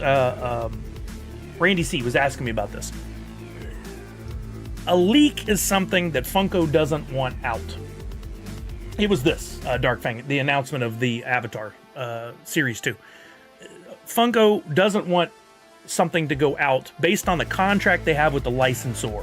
So in the case of Avatar, which is what, Nickelodeon, they worked with Funko and said, you have the license and you can make these NFTs and these pops. They got approval to do so. In the approval process, they designated a date and time and methodology for allowing people to see the reveal. Funko didn't want to put it on Drop. Drop didn't want to put it on Drop on the website or anywhere else because they worked with a partner in Screen Rant that could put the information out so that they get the views, and then Funko will eventually put it on their website. But they're not going to put it at the same time because it would take away from what Screen Rant is doing. This is a practice that they've done many times before. For whatever reason, Screen Rant either pulled the trigger too early or they got something wrong, maybe using an old image or the wrong date or something. But there's a reason that they pulled that tweet. It's unfortunate, but that was an official reveal. Even if they took it down, it was an official reveal. So this is not a leak. This was put out. They made a mistake, whatever. This is not somebody drilling down into the code and trying to get into the servers for Funko and Drop and then getting an image and pasting their stupid watermark all over it and going, look what I found. Everybody follow me. I'm a god. That is the stupidest thing ever. You're not helping anything for Funko and Drop when you do that. And a lot of people will argue otherwise, but you're wrong. Because what happens when the leaks happen is it can cost Funko the partnership with Nickelodeon, and therefore they cannot do stuff in the future. Those leak accounts should be sued into non-existence. And you know the ones I'm talking about, and they should be sued and held accountable, liable for doing exactly what Funko's told them not to do. Hopefully less stickers missing with them and on the box. Yo, what's up, Robert? How are you now? Thanks for coming by. Now, on the flip side, I will say this, and I've had these discussions with many people. Funko has really not done as thorough a job on revealing product that is going out to the public. Like, there's pops that'll end up on your shelf at Target or on Entertainment Earth's website or whatever that they've never announced. Once those products are out, it's fine to talk about them. But they got no marketing. They got no buzz. And some people will argue that the leak accounts are helping to build the buzz and spread the information. That's fine. They can do it when the product's out, not before it is announced or out. If they do it before it's announced, it's a leak, and it can get Funko in trouble. It's a very clear line and shouldn't be argued whatsoever. But people think you can make anything sound like it's fair and good, and I can do it just because. And they shouldn't. But anyway, I get off my high horse. Here were the announcements that came through Screen Rant of the pops that are coming. And per Professor Josh, they've moved the stickers, which I assume are printed on the box, but could still be a sticker where they just left space for it. For Flocked, our first ever Flocked pop, which is dope. And if you look, that's the royalty. It's Proto as Appa. I would have liked it to have been Freddy, but it makes sense that it would be Proto because it's an animal as Appa, and it's Flocked. That is dope. I don't think it'll be as valuable as a Freddy would be, but the fact that it's Flocked is awesome. Avatar Roku is the Grail. Look at the mold for this thing. I pulled this up today because remembering back to Avatar Series 1, this is one of the coolest Freddy molds ever made. Hands down. That is such an amazing pop. And it'd be interesting to see if the value on that has gone up since the announcement.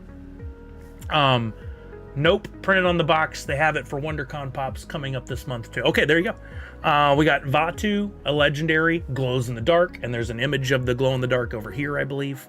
Nope, but it was in the other thing they posted that showed the glow of the eyes and stuff. So it's really his eyes and the logo on his chest. Soka, if that's how you say it. If you don't, I'm sorry.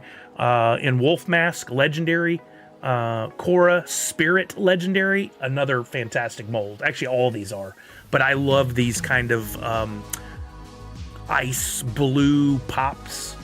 I think they're really cool. I don't know, if you went back through history, I don't know that the value of them is all that high. There's a few ones that have done really good. And then Aang in armor is the legendary, and it's got metallic. Just the Flocked and the metallic alone, those are both fire pops, as you intended with the pun. These are amazing. I'm not even an Avatar fan. I love them. I'll be going after it. The sentiment around this drop, which is the most important part before the drop actually happens, is extremely high. If you had to rate this 1 out of 10, seems it's a 10.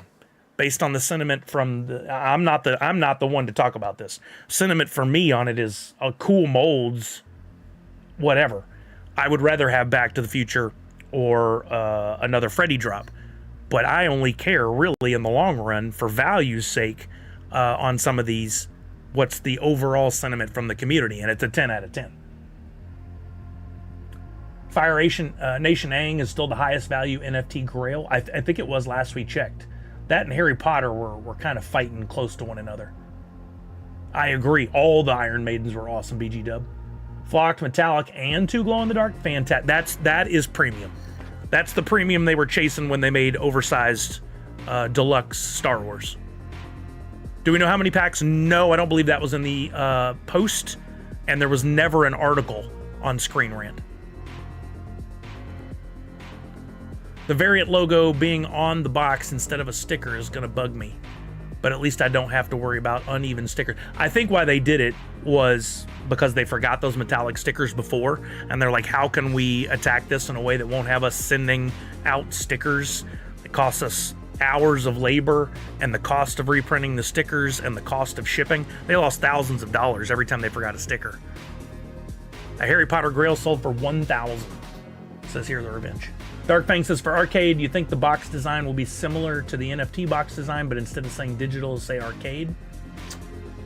I bet it still says digital, but the logo top center might say drop arcade.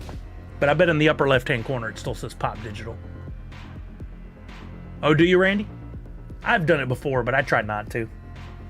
Cheaper printing it on the box, money savings. Probably that too. And that's a smart move. If they can cut some costs here and there to keep the program going, I'm all for it. It is interesting. It'll be interesting. Somebody just said, I think that they're going to be doing this for other conventions and stuff, like WonderCon. Did someone have it on the box? That's really interesting. No worry about missing stickers or peeling. Peeling stickers is also an issue. If any of you have the first Hot Topic exclusives, I had a bunch. Daryl in the Parka thing, the stickers would just fall off of over time. There were several others that did the same thing. They happened in my collection. I'm banking that the Frontman Grail NFT pop will surpass $1,000 after Season 3 drop in a couple of months. I'm going to be submitting my Funko Pop to PS. Oh, I want to know more about that tech as you submit. I have a box of stuff that needs to be submitted that I still haven't because I've just been waiting. But it's time for me to... I've got some true fire to submit for PSA grading. The last I checked, I don't think that the PSA 9s and 10s of Pops was necessarily fetching a super high return, like a 2x, 3x, 4x versus their counterpart ungraded, but I haven't checked in a while. That could be... Wait till they run a sale? Oh, PSA runs a sale? Yeah. I gotta go take a quick bio break, gang. Let's get a game of Twitchy Tides going while I'm gone. And when I come back, we'll pick up on the game and the conversation. But I drink a lot of water, and it's hitting me right now. Let me get this fired up. Somebody test it for me, make sure it works, and then I'll go. Oh, smart tech. I wish I could do that locally. Great, it's not working. I'm gonna fix it when I come back. I can't wait anymore.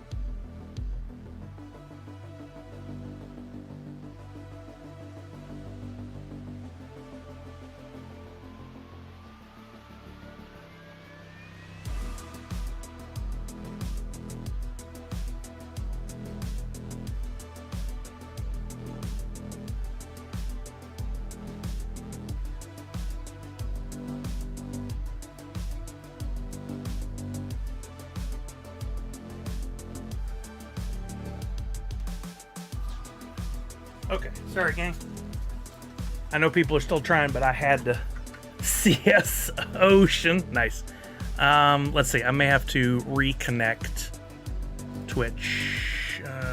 Reset. Clear Twitch and any saved preferences. Go back. Log in. This usually fixes it. I found my first chase in the wild in about 2 years, and it was a sweet Dragon Ball, the movie Super Saiyan Gogeta. Gogeta? I don't know how you say that. That's amazing. Chases in the wild are just so fun. Okay, let's try again, gang. Exclamation point play. Let's see if that gets you in. Should. Yep, there it goes. Okay. We're going to be giving away, I think I have another Priscilla Emerald City Comic Con. Let me double check that while you guys are entering. She said I could keep one for myself and the ladies. But I think I had maybe 4 or 5. I tried to space it out so we could lead all the way up to this weekend. I have 4 packs, so I can give away one. I will give away that now. And first place. If you get first place, you're going to get a Sune pack from Priscilla, which looks like this. Oh, come on. There you go. Upper left here. The Sune promo pack. It contains, is it 1 or 2 NFTs? You get 1. And you'll either get the common or the rare in here. I think these will probably go up for sale, the full drop. I'm guessing this weekend. Let's see if we can glean anything from this. These are just promo packs. There's only 10 of the rares and 90 of the commons. I imagine she's got more coming this weekend. Just promo packs only. Okay, all right. I'm glad you're here, Priscilla. That's awesome. So very limited. You get one of these rares. Very, very limited. Let's see on the market. Has anybody opened one and put it up for sale? Oh, you can get a common for $1.33. That's pretty inexpensive. That's a good deal, actually. My opinion. I'm hoping to get one in my pack. I haven't opened my pack yet. Let's see. I doubt one of these is on the market. Let's see. Yeah, none on the market. Yeah, since I'm not giving out NFTs at ECCCCCC, I wanted to throw in something rare for the promos. Very smart. Oh, Randy C., you're a sweetheart. Thank you so much. You really didn't have to do that. I appreciate you. Priscilla in with a resub, 57 months at tier 1. Thank you, Priscilla. I appreciate you. And Project Gonzo as well, 49 months. Appreciate you. Walking Miracle tier 2, 53 months. And I think Zach Bonifer was the last one I had read before that. He gifted out a community sub. Thank you guys so much. I appreciate you for keeping me. One rare has been pulled. Okay. I didn't see how many packs have been opened, but I'm giving away the last pack I'll be giving away on stream right now to first place. If you have a codename Kitty in as your fish and you get first place, you'll also get 10 million Wolf.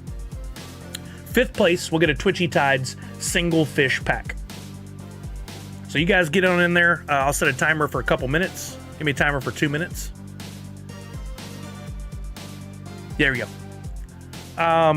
So anybody coming in just now, we had a pretty good discussion about Drop Arcade, speculation, theories. That's all it is. We don't have all the details yet. They could still drop some details that will change the course of Season 1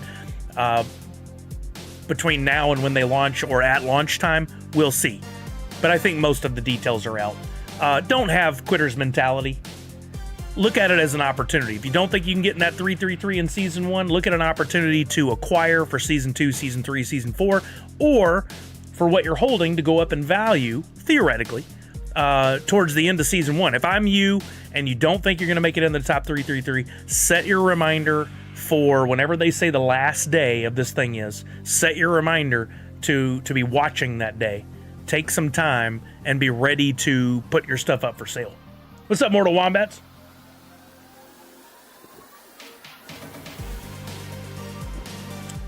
A free AGAR pack this morning. No idea what it's for. Yeah, I got something. Be very careful with that stuff that's just airdropped to your wallet. Let me scroll back a bit. I got some free pack. If it comes from somebody you don't know in a project you don't know, that's spam. They shouldn't be doing it. There you go. I got this, whatever this is. Is that your AGAR? Oh, that's online in. That's okay. But I got some random pack the other day. This one, Sprout pack from, AGAR. I don't know anything about it, but there's 3,854 packs. Cheapest one on the market's $1.30. I might have been involved in something that got me this free pack. I don't know. I'm not going to report them as spam or say anything bad because they haven't hammered me with this stuff. Glitches don't typically happen. Yeah, I figured, Darth Wacko. This was probably maybe we signed up for something for future information, or we entered a giveaway and we didn't read, and somewhere in there it said, hey, you might get stuff from this collection in the future. I'm not too concerned about it. What I wouldn't do, though, you can click on these to look at the attributes, but don't ever go to a URL that's included in these attributes, especially if it asks you to log in. Don't do it. Just burn the thing and get it out of your wallet. You could sell it, but if you think it's somehow bad and it was trying to take advantage of you, don't pass the buck to somebody else. Users from Uncut started sending random things out a while back. That's kind of sketchy. It's spam and you're not supposed to do it. But it said just by being active on Wax. That's not enough unless Wax is sending it. You really should have to opt into something or show interest in order to get anything airdropped to your wallet. There's some terms of service, I'm sure, out there. I haven't read them closely. I don't send anything to anybody unless they come by and enter a giveaway or fill out one of my forms or enter to win a pack, and that's all written in there that's going to happen. There you go. Pop and Sock will take it. I didn't see any links or anything to be super concerned about, but if you ever get a thing in your wallet and you feel like it's targeting people to take advantage, just burn it. Don't sell it on the market for 10 cents because you're just passing the buck to somebody else. That's not right. Don't do that. Okay, it's time to run this game. Last 10 seconds to get in, and then we'll run it. Am I in? Let me get in. All right, I am registered. All right, we're kicking this game off in 5, 4, 3, 2, and one best of luck. First place getting that. Oh, look at all them kitties. First place getting that beautiful pack, Emerald City Comic Con exclusive NFTs from Priscilla. And then fifth place going to get a Twitchy Tides pack. If a kitty wins first, they also get a 10 million woof bonus. Don't forget to use your special abilities. If you don't know your ability, it's probably Roar. Or you can type in exclamation point ability in the chat on Twitch to see what your ability is. Zach Bonifer just said no. I'm guessing he's out. Got some roars going down. Are we getting any baddies? What's the deal? Uh-oh, I just brought some people back. You may have come back if you've been knocked out before. FYI, that was an accidental push on a button on my part. Bad time for ads.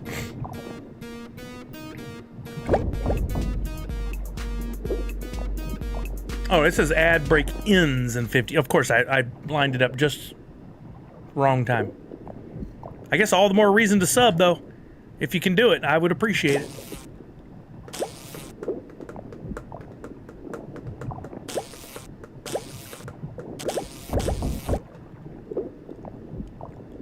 A lot of kitties still rolling around in there. There you go, Hear the Revenge. Use that Twitch Prime. I haven't mentioned it in a long time, but if you're here and you have Amazon Prime and you have not already connected it to your Twitch wallet or Twitch account, you should, because you get one free sub a month that you have to go in and apply manually. So you go to sub and then scroll down, and there's an option to use your Prime sub. Don't let that go. That's free money you get every month. You can use it here or somewhere else. Savage Tier 2, 55 months. Let's go, Savage. How's Disney?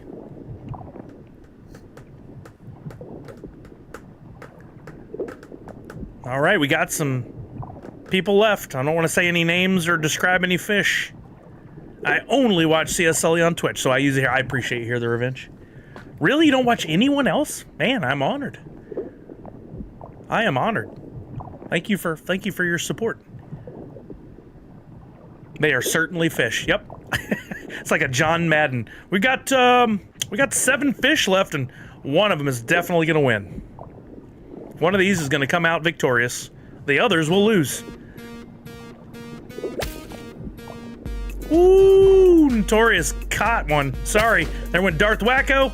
Ooh. I used to back in the day, but as I've gotten older, I stopped watching as much. I totally understand.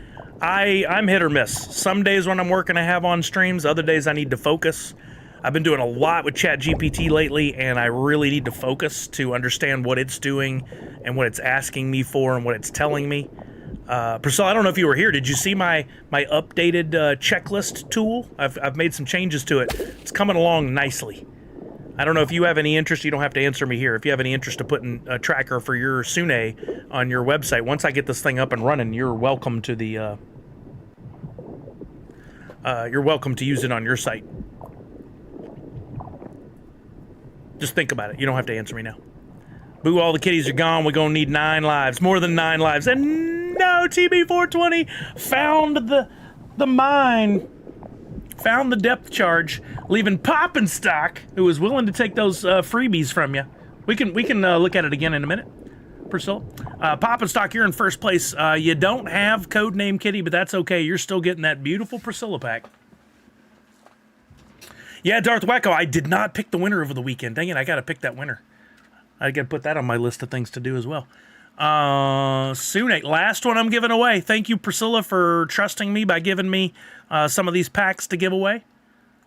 I'm going to send that one to you, Poppin' Stock. You know the drill on how to open these. I don't think you need any info. Disney is awesome. Favorite ride of the trip, the Tron Light Cycle run in Animal Kingdom. Oh, I can't wait. I get to try it in a little over a month. Priscilla, I sure will. I sure will. Let me do Tex. Oh, it's Funko Addict Tech in 5th. Let's go. I'm going to get you your Twitchy Tides fish. You know, I just learned something. I feel really stupid for not having caught this earlier. But you can open these packs in Atomic Hub. Did you guys know that? I keep telling everybody to go to Nifty Blocks, but you can actually open them from within Atomic Hub. That would be awesome, Justin. You were giving one out too? I know Twitchy... No, that's what I meant. Twitchy Tides. I control the Twitchy Tides Twitter, or I run it, not control it. Came at the right time to Orlando for our nice weather. Oh, nice. Check this out. If you didn't know this, if you go to your inventory, go to Twitchy Tides, look up your packs, which I just earned a pack. This number 188. Wait. I have to double check and see if I earned that or if that was sent to me by Pop Paragon. I don't remember winning a 25 fish pack. I won a 10 the other day, but I don't remember winning a 4. I'm not opening it if it's not mine to open. But if you have a pack like this one that you want to open, you go to the 3 dots, and it takes a second, but there is an unpack with a wrench icon. Because of the way it was built correctly by Pop Paragon, you can unpack in Atomic Hub to save you from having to go to Nifty and all that other places if you don't want to. But like Walking Miracle, you have a preference, stick with it for sure. Don't forget, we won't run another game. No, let's run another game while I'm chatting. No Priscilla pack. I'm going to open mine in just a minute so we can see it. For this one, we'll give away a Twitchy Tide single fish pack for first place and 5th place. Let's do 2 packs for first place and 1 pack for 5th place. Let's do that. 2 for first, 1 for 5th. And if you have a codename Kitty and you win first place, you'll get 10 million wolf. Let's open my Priscilla pack. I'm going to go over, you might be able to do it from Atomic Hub, but I'm going to go to Nifty Blocks and I'm going to look up Sune. Is that a raid? Veriman raiding with 3! Thank you, Veriman. Thank you, Veriman. Appreciate you. Welcome over, everybody. How you doing? We're playing some Twitchy Tides if you want to jump in. Right there. There's Drumar, Devils, Falconer. Some of y'all might have already been here. Thank you so much for the raid. I appreciate you for trusting your audience to come over to me. We're playing some Twitchy Tides. I'll give me a timer for 2 minutes. We're giving away 2 packs to the first place person, Twitchy Tide single fish packs, and 1 pack to the 5th place person. If you have a codename Kitty, which you can earn back in our extra life days by purchasing certain NFTs that were dropped for charity. All that money went to charity. And you got the codename Kitty, use it, because if you get first place with codename Kitty, I'm going to give you 10 million wolf on top of 2 packs of Twitchy Tides fish. While you guys are entering, I'm going to go over, Priscilla was kind enough to give me some packs of her Emerald City Comic Con drop, and I'm going to open Mint 24. 23 for me. Does that work? Yeah. I love the pack. It's a shame when we open packs we can't keep the pack, like an empty pack. I know some drops actually do that, but it requires a lot of extra work. And I'm going to open that one. Let's wish me the luck. Come on, rare. Come on, rare. If I get the rare, I'll go buy the common. I'll have both. If not, I'll have to wait it out and check the market. Mint number 5 rare. Let's go. Mint 88 common. Still love it. Once this thing hits 88 miles per hour, you're going to see some serious So I got the common. I'll be looking for a rare on the market, though. Thank you, Priscilla. I appreciate it. Those are awesome. I love the stamp look. It's such a cool idea. Like the stamp rallies, I think is, of course, where you took that from. I love that idea.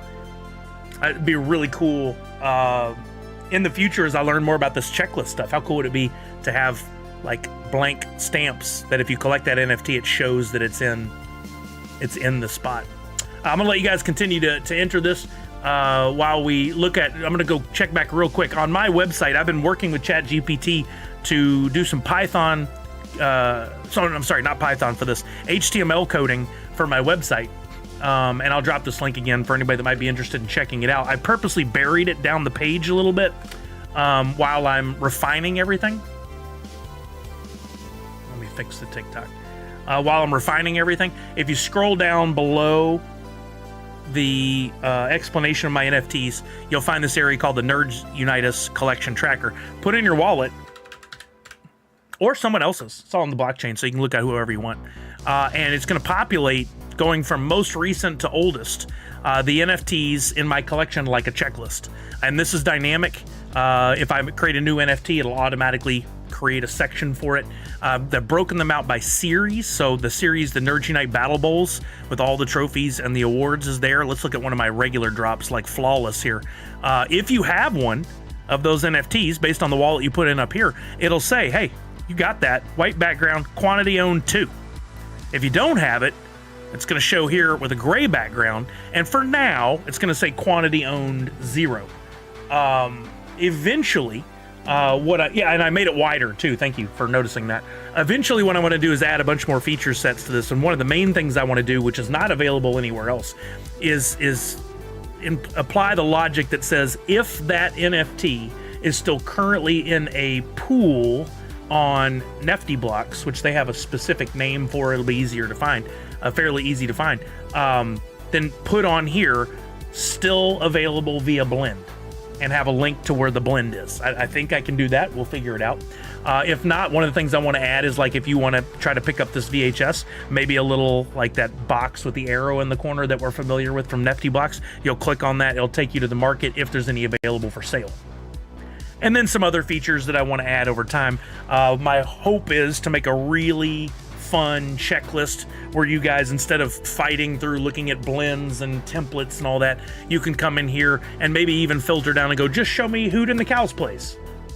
Just show me the mythic cards. Just show me the logos. Just show me the shirts. And you can start to complete your collection. I would love that, Randy C, but that's out of the. It can't do that. we have to have a platform that'll sell with PayPal in order to do that, and we don't have that yet. That's such a shame that we don't have any credit card purchasing or PayPal or Venmo or Cash App, any of that available. It's a real shame that has been negated. I had just figured out doing it on Nifty blocks and then we all lost that privilege. Okay, we're in our final seconds. Everybody jump in. Again, first and fifth are going to get prizes. Or just sell directly as opposed to blending.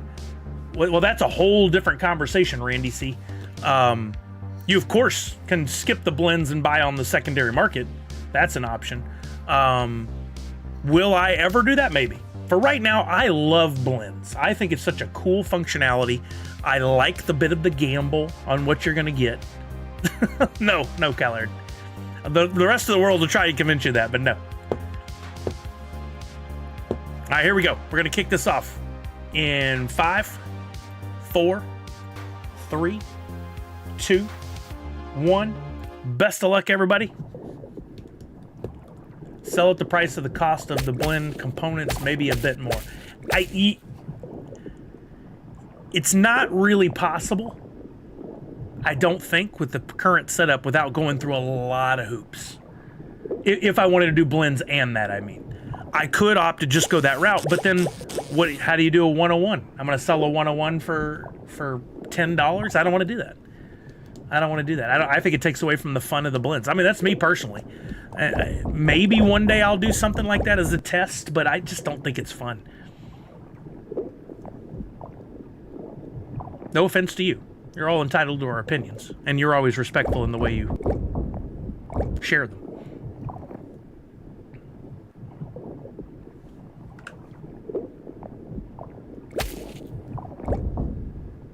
Oh, I've managed to last? Let's go. I'd love to pay myself 10 million, Wolf. I wouldn't do that, I'm kidding. I'm not trying to snap and bring anybody back. Oh no, Zach Bonifer. First no, now F. He's losing letters every time he dies. It's a real shame. CV? Close vacuum? G? Great. That's definitely great. What is CV? Or did a cat step on your keyboard? That's one of my favorites.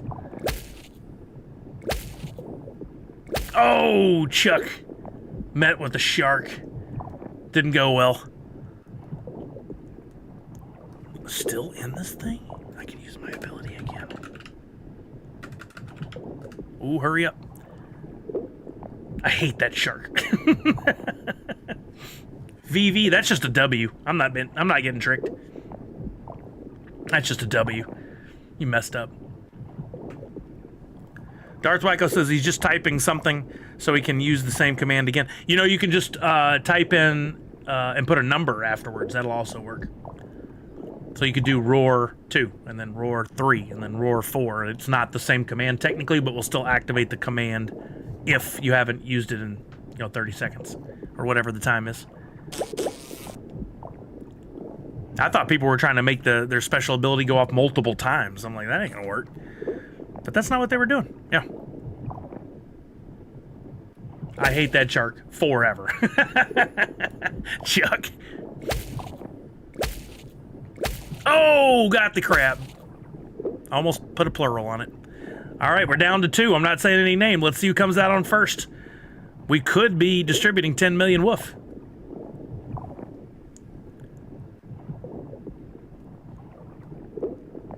Ooh, right over your noggins. That was a close one.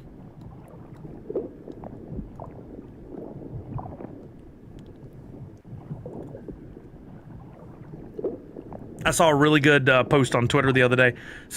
Oh no, Bakavali. But somebody put out the etiquette for watching Twitch streamers, and I don't think we really have to worry about it with anybody here. But there were some really good things on there that like people will come in and do. Be like, come in and go, did you hear such and such just died? Or this horrible event just happened? Or they'll come in and be like, why do you only have 3 followers right now, or 3 viewers right now? Stuff like that. And I'm like, I have seen it happen, so I believe it's real. All right, Wax Tails, you're up first. You're getting 2 packs. You don't have a codename kitty. I'm not trying to bully you. I'm just saying. I've had a bonus in place for that. If you want to pick up a codename kitty, we haven't checked the market in a while. There was one for just $5 the other day. Twitchy Tides pack. I'm sending you 2 of these. 2 single fish packs. 1 and 1.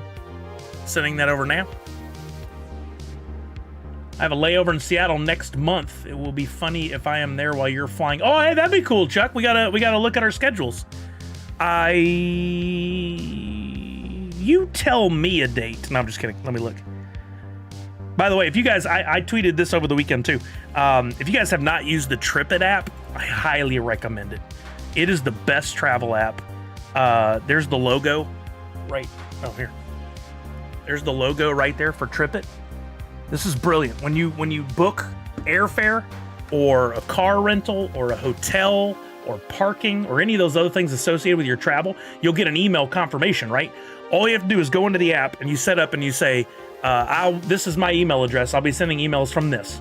And then any email you get with any of those confirmations, you just forward it to plans@TripIt. And it will take that information within like 10 seconds. It will create an itinerary for you. For instance, I can go back to an old itinerary. Here was TwitchCon's itinerary. It not only, there's no confirmations in here that'll get me in trouble. Not only does it lay it out in a way where you can see the dates in order. So if you made a mistake and like booked your hotels for the wrong nights or whatever, you'll see it as soon as it appears in here. You go, oh, it doesn't overlap correctly. I got my checkout on a date where I'm not flying. That doesn't make any sense, right? But all your information is in here with confirmation codes, email addresses, the original documents that were sent. So at any point, I can look in there at a trip, like one of those I just showed you, like my flight. I can click on it. It'll show me the duration of the flight. I can attach documents if I want. It's called TripIt, TRIPIT. I don't think I have any kind of referral or anything. You can also store your travel documents like passport, driver's license, whatever in there. I wouldn't recommend it. That can be dangerous. You can create a circle, inner circle. So if like you travel and you always want your mom to know where you're at or your significant other, you can give them access and then they can see all your details in case they got to track you down at a hotel or they need to know your flight number or whatever. You can monitor your loyalty programs and rewards if you get the pro version. I don't currently have the pro version. But just the pure fact that anytime I get an email, and I'm getting Kelly into the habit of this now, we got our confirmation for whatever for a con, hotel, airfare, tickets. We just forward it and it builds that itinerary in seconds, and that's all free. If you want to get the pro version, you can do some other perks. I think one of the things in the pro version was if you book your airfare, you can go in and say, I want to move up seats. I want to move closer to the front, or I want to move to an aisle or a window, and it will look for those options. And if it can get you that other seat, and I think might be some fees involved, but you can figure out what you're willing to spend, it'll book it for you. I was never able to get that to successfully work, but I thought it was pretty interesting.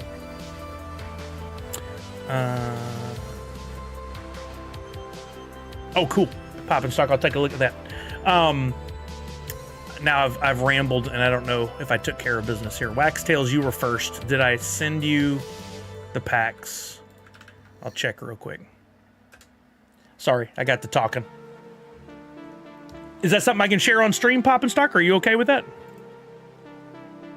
I don't know. I haven't looked at it, so I don't know if that was meant to be not shown or what. You let me know. Come on. Okay, cool. Oh, geez, come on. I just need to know if you're holding these packs. Did I send them or not? I'm going to have to go to blocks just to find out. I sent them. Okay. I did send them.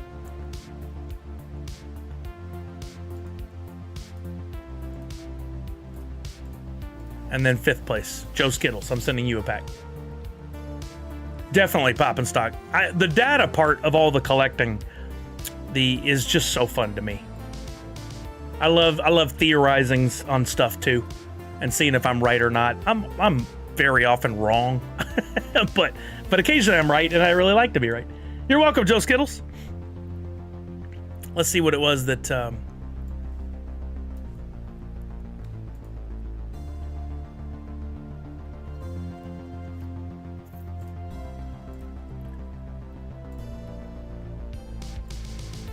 Okay, here we go. I'll move this over. Here's the top 100 NFT holders. Let's see if we recognize any here. I know Jeff Las Vegas. Funko Slayer. There's Jeff Las Vegas GM and a DP, so in there twice. That's interesting. That's the number of assets. I am just off the top 100. I'm at 15, a little over 15 now.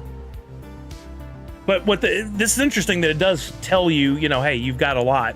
Rare.dp, that's somebody that comes by here. But it doesn't take into account what you could have. This person could have 21,000 comments.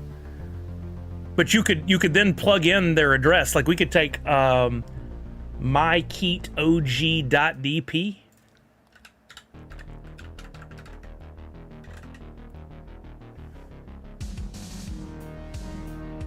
All NFTs that stayed on Whatnot? What's that mean? Stayed on Whatnot? Like, I don't understand that.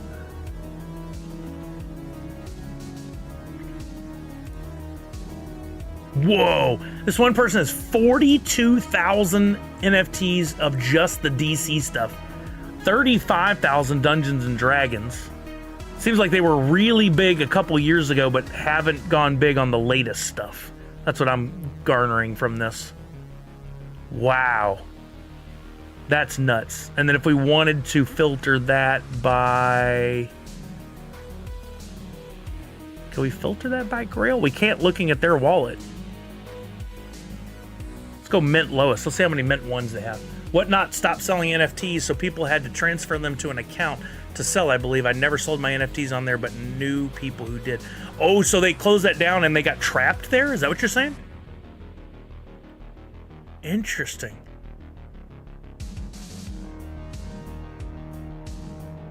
Oh, they did?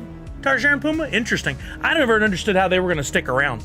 But I had some really cool stuff in there. I wish I could have converted into NFTs. I had some Buffy the Vampire Slayer protos and low mint numbers of the Funko stuff that was on Quid. If they could have made them NFTs one for one and ported them over to Wax, that'd have been huge. I started a home business building boats in my attic. Sales are going through the roof. I knew it was a joke from the get-go. I'm not sure if they ever let people back into transfer somehow. Well, they should have. Oh, no way. Some people would spend a ton of money, Allie. That's nuts.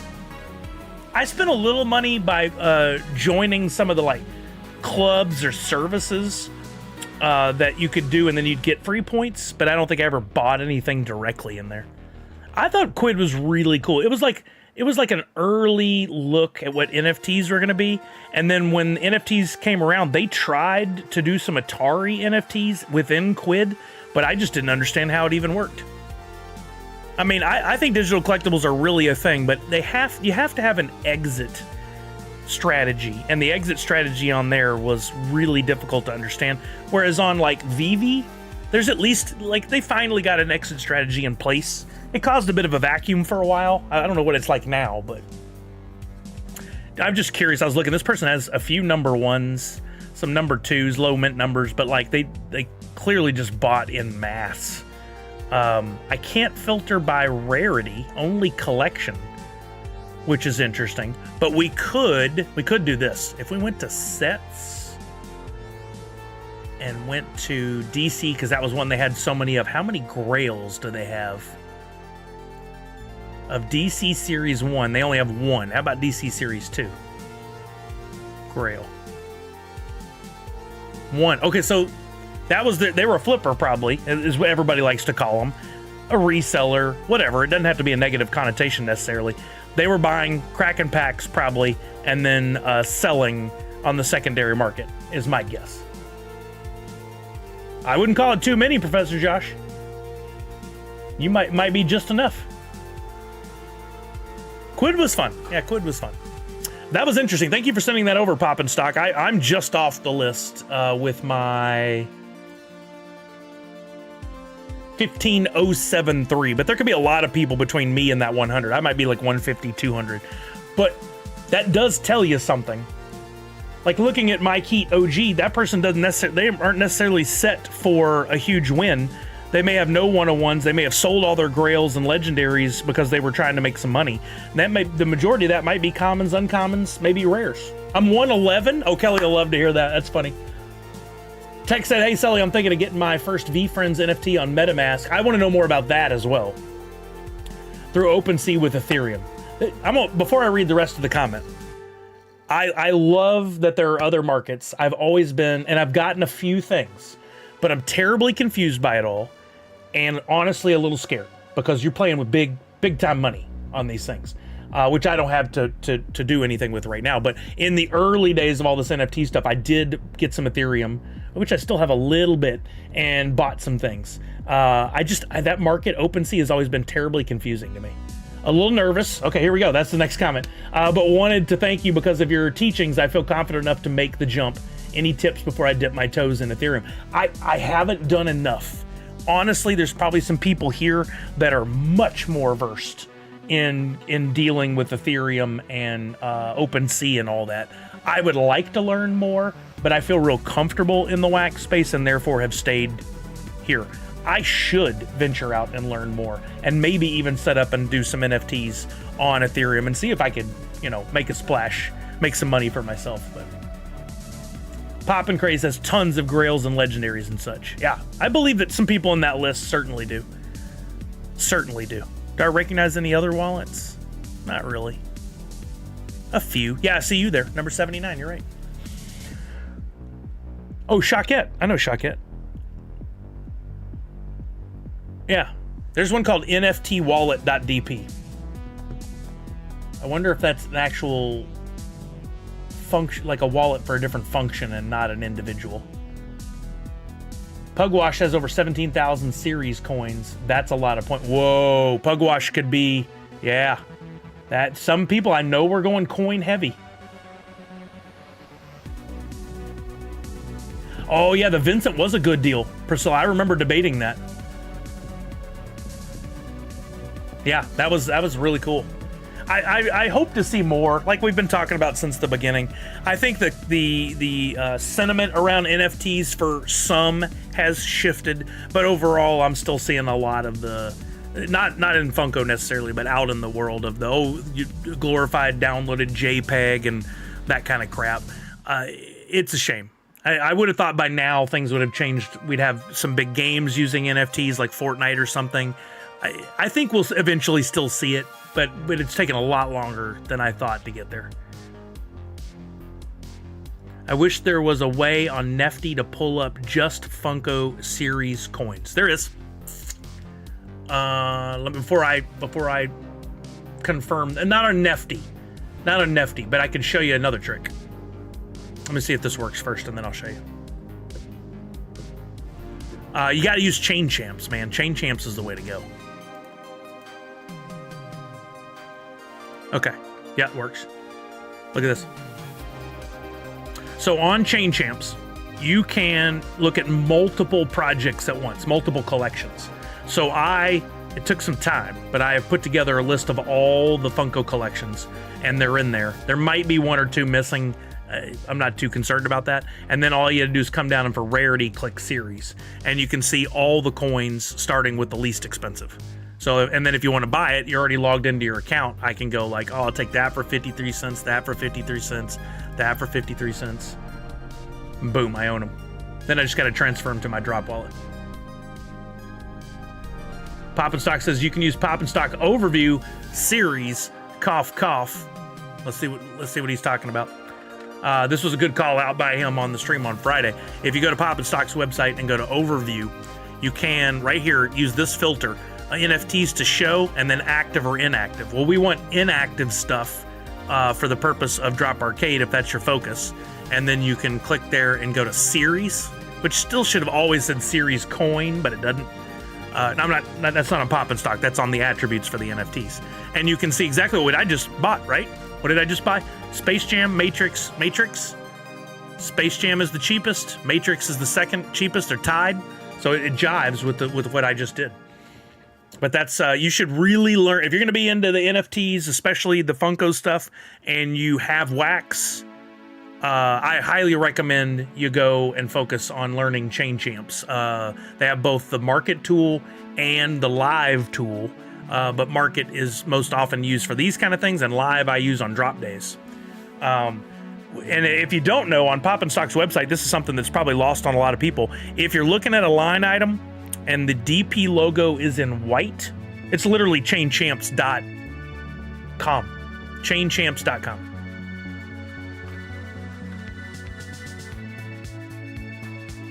Oh, what's that, Jess? You managed to dodge our homepage today with your direct link. Oh, there's something on there we need to look at? What's on the homepage today?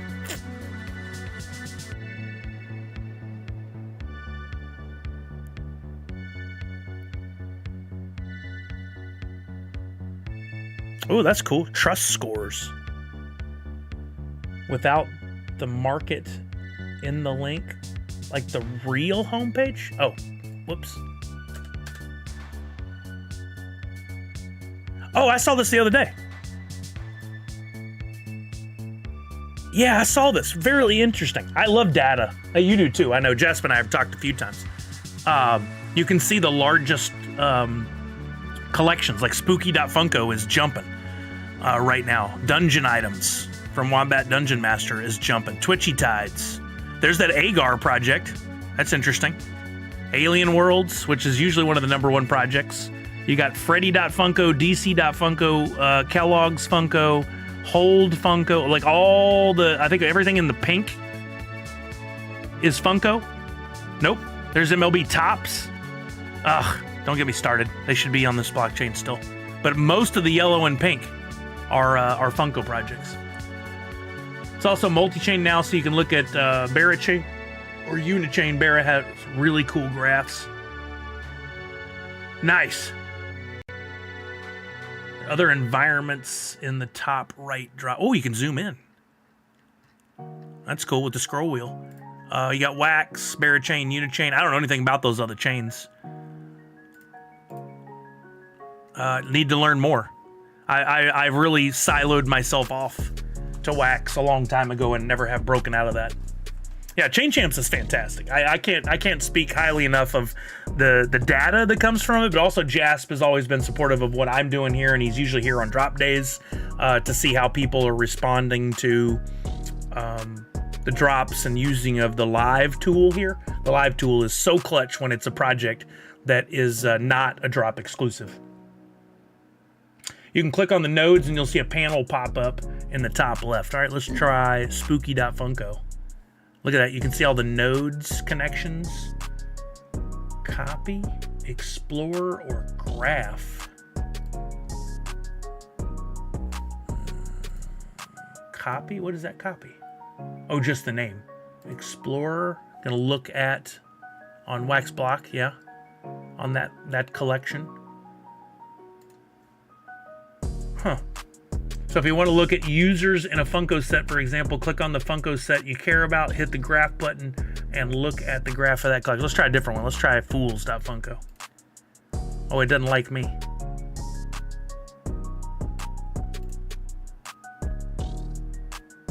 Yeah, of course that's how it works. I'm sure you'll get it working. That's really cool, though. Thank you for sharing, Jasp. That's awesome. Yeah, he has the drop watch tool, which is really interesting. I never could figure out how to use the data to really make big decisions, but like during a drop, you can look at, let's say, Toy Story, and while it's like, it launched at 11 a.m. on last Tuesday, and as the drop is happening, you can see like how many people are holding packs, and how what the person with the most packs is holding, and how many packs have been opened, how many new wallets bought in, how many premium are open versus standard are open. Good visualization of that data. Pretty interesting stuff if you like data, if you're a data nerd like me. Common collections, so for people who got in on this one was Toy Story. What other collection they also get in? They also got into Turtles, Funime, Alien. Makes sense, it's the more recent ones. It's really interesting stuff. But I use regularly this utility that I've set and spent a lot of time working on getting everything in there to look and see, like, what are the deals. The cheapest rares right now are 5 cents. And that's over the entire Wax blockchain, all Funko NFTs. Drop may be a different story, may be a different value than some of the NFTs you're seeing here, but the minimum on drop is 5 cents as well. So we basically evened everything out. The other day I was buying up rares, or for the last few months, I've been buying rares for a penny, 2 cents, 3 cents. So I got ahead of the game in a lot of ways on the Drop Arcade by speculating what I thought the game would be and how it would work. I was wrong, but I accidentally made some good acquisitions anyway. Not enough, I don't think, but some good acquisitions nonetheless. Okay, did we do the things on my checklist? Should we play, it's already 1:40. I guess we won't have time to play games. Let's see. What did we do from my list? I guess I could just look on Twitter. I don't need to go to that. Donde está el Twitter? There was a ton of rare at 4 cents on Nifty when I was scooping all of them for 3. Yep, I probably should have kept going, but I was like, you know, I don't think I'm going to make the top 333, so let's just see what happens. What did I come over here for? Oh, my list of things to do today. Toy Story Funko NFT status. We didn't really do that. We should. We looked at my checklist. We played some Twitchy Tides. I told everybody about the free drop. So let's just look real quickly at where did Toy Story go. I think the best visualization for all of that is to look at Pop and Stock's chart for the royalty. I think that speaks volumes about the project. That and pack prices are two of the biggest factors for me. This thing started at around, to complete a royalty set, about $105 on day one, went up to $122 day 2, and then I said I didn't think it would drop a lot. I was wrong, which I often am. It dropped to $94 to complete a royalty set. Like if you had to start from ground floor and buy all the commons, uncommons, rares, and epics, what would it cost you? It went down to $94. I hope that's the lowest it ever goes. But we're picking back up now. It's up to $96.92. So if you didn't get all your stuff on day one, waiting benefited you. And if you go in there and look now, catalog is the best view on this for me. There's one for sale. Grail has got around 240. I think it's been hovering around that for a while. The legendaries, I was wrong. I thought Pterodactyl was going to be the highest one because it was unique. It is now the lowest one. Buzz is at 53, Woody's at 45, Scud's at 1540. That's a good spot for Scud considering there's 5,000 of them. That Ultra's performing better than most. Your coins at 59 cents. That would not have been the case had this just been a regular had Drop Arcade not been announced. Your epics, thankfully, for those of you who may not have finished on day one, have dropped down to below $8 on almost all of them, except for, I should say below $9, except Rex. I need one more Rex, but I'm waiting it out. I'll be fine. I'll get the other one I need to complete my second royalty set, and I already have 3 of one NFT. I might go for a third set. Finish my epics today. Just need to get my 2 legendaries. I'm trying to wait and see if they drop a little. I think that's fair. I don't know if they will or not. The other factors that are important to me are packs. The premium pack was up. Some sold at $50, at least one, and then they headed back down, which I find very odd. I would have thought these would have stayed higher, especially considering for $44 right now you could buy it.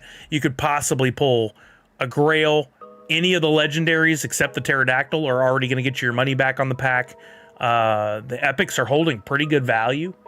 I think you could still score pretty good on $44. Justin said, I've been going for epics at 15 cents and under. Epics at 15 are valued at 384.62 points per dollar. Rares are 0.05, are valued at 320 points per dollar. That's how you look at it. That's how you look at it to see what the best value at any given point is. I think rares, I scooped big time when it was at 1 and 2 cents. So I was buying basically like 12 to 1,500 points for $1. And I bought a lot. So I think I did well. I think one NFT in particular, I own like 100, almost 100 epics or rares of one of the NFTs. Wait, what was I looking at? So Toy Story, yeah, the pack price has dropped. The other thing to look at is how many packs are still left unopened. We're only at a 78% burn rate. 74% of all the standard packs have been open. 81% of the premiums have all been open. Still a lot of packs left unopened. 8,000 of the 36,000 are still unopened, sitting in wallets, people looking to sell. Hopefully see that number spike up. Hopefully. Scored some pretty good ones from Toy Story packs. Aftermarket posted on my IG1 the other day. Fire. Nice, Professor Josh. Red Ranger says, Ugh, Toy Story, I went hard, and the most I got was 3 epics. Big sad. Tanner had the opposite. Tanner just scored left and right on these. You know, you win some, you lose some. I'm still sitting on some premium packs and some standard packs, and I'll make decisions on what to do as we get closer to the end of the 120-day window. I don't feel rushed to sell those packs for money. I have other things that I have some Beetlejuice packs and stuff. Unfortunately, those are going down. I took a gamble. It may not play out for me. Let's look at Beetlejuice. What's it doing? I thought that was a great drop, personally. It's 96% opened. There's still 29 grails left. Oh, and look at that. Look at the royalty set's been increasing in value while the packs have been dropping. Doesn't really make a lot of sense.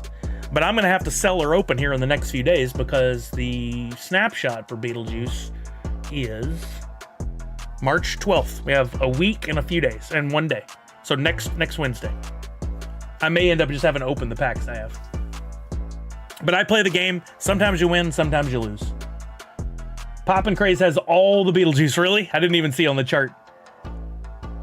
59 royalty sets? Wow. Whoa. Crazy. Crazy, man. Okay, so that's Toy Story. I think it's still a good investment. It's at a good purchase price right now if you're looking to get in. I think packs might be a really good way to do it. Matter of fact, at one point, Climbing Moon had some sort of pack valuator. Let's see. Pack estimated value. I want to see what they think about Toy Story. Wow. So Beetlejuice packs, a premium pack, it says the current price, profit or loss, like when you buy a pack at 44 and open it, you'll most likely about break even. That's interesting. So those packs are like, that's the best deal right now as far as what you might pull for your value, which Valentine's is still right below that. Wow, those packs, a premium is $70. This is Climbing Moon's website. This is what there's certain sites you need to have bookmarked, and I didn't remember this one and use it until here just recently. I just put it in the chat. I would bookmark Pop and Stock, Chain Champs, this site right here, Energynite.online. No, I'm just kidding. Those are 3 really good utilities that you're going to want to look at regularly. If you're playing the NFT game, if you're waiting, if you're trying to buy royalties at the best price, if you're thinking about buying packs and opening them or selling packs, you should be looking at these utilities. They're really helpful. They're really helpful. So look how many grails he has. Wait, that's the royalty. What was the Magician's Assistant? 81. He has nearly 10% of the supply of grails. Wow. Crazy. Was there a burn on this one? There wasn't a burn. It sold out. Yeah. I was gonna say you might have had over 10% if I did not realize your site actually does track. I forgot about that. The legendaries and the grails. I'm glad you're doing that. Yeah, I mean, either he's a big fan or that he just is always going heavy on these projects. I don't know which. All right, probably only about 10 minutes left on the stream. So do you guys have any questions about the Funko stuff, Drop Arcade stuff, Twitchy Tides, my new tracker / checklist tool? Is it popping? Oh, that's why I didn't know then. Yeah. Like I said, I've been using ChatGPT to do some cool stuff. I'm trying to make, and I probably should run it by a couple of you first. I'm trying to make a drop price tracker live tool, but I'm having to use scraping in order to do it, and that makes it really challenging. But I've made some headway on it so that I can have a utility up to show me what's happening with the price of the epics, legendaries, grails in real time. Kinda like 15 to 30 second intervals of what's happening with the price on the drop market. But it's challenging using the scrape tools to do that. I don't know. Maybe I should run it by Pop and Stock. He might have some insight. My goal is not to put up a website that shares this information with everybody, but to have it for me and to put up on stream when I'm live, that kind of stuff. So I'm not trying to compete with you, Pop and Stock, but I don't know, maybe you're way smarter than I am about the coding and stuff, but maybe I trip onto something that might be helpful for you and your website, so we'll see. No, I would not do that, Pop and Stock. I would not do that. I've considered you and I a good partnership, or we complement one another anyway, on the Funko NFT stuff. I'm not looking to compete with you. But I think it would be really valuable if, let's say, next Tuesday, if the avatar drop does happen as it seems to be planned out of the scenes, out of the discussion currently of the public eye. Anyway, if that drop goes down, it would be really interesting to have a chart up on screen. Like I'd like to have something maybe up here or over here on the side that showed the Grail, Legendary, and Epics, and we could see the prices fluctuate and maybe get an indication up or down, green or red, on what they're doing. So we could, instead of sitting there trying to refresh the website, we could make some determinations.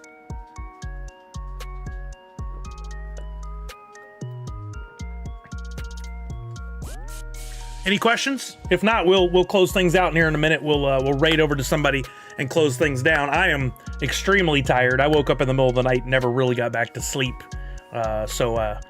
It hadn't happened in a while. What happened last night? So I may try to chill for a while, see if I can catch up on some things and some sleep.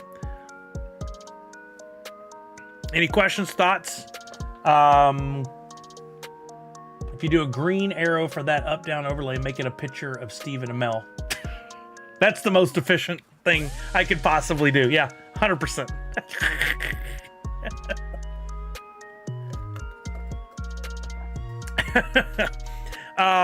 Let's see. Friday should be normal time. In the meantime, one last plug for my blends. If we can get these to NFT and beyond, the blend number 2, the Buzz Hootyer stuff, if we can get those blends completed, there will be not one but 2 giveaways on Friday. Right now, we got 26 left. if these aren't completed by Friday, that 101 I've created will never see the light of day. We definitely do have the Sheriff Hoot. That already completed. We definitely will be doing that 101 giveaway on Friday. Oh, Spawn, you missed. We spent a long time talking about it. Yes, there was a blog post put out on the Drop blog with details on the point system. The game starts this month. We don't have an exact date. The point system, the NFT that you could redeem if you get in the top 333 players in Season 1, and some other details about what NFTs are eligible and not eligible.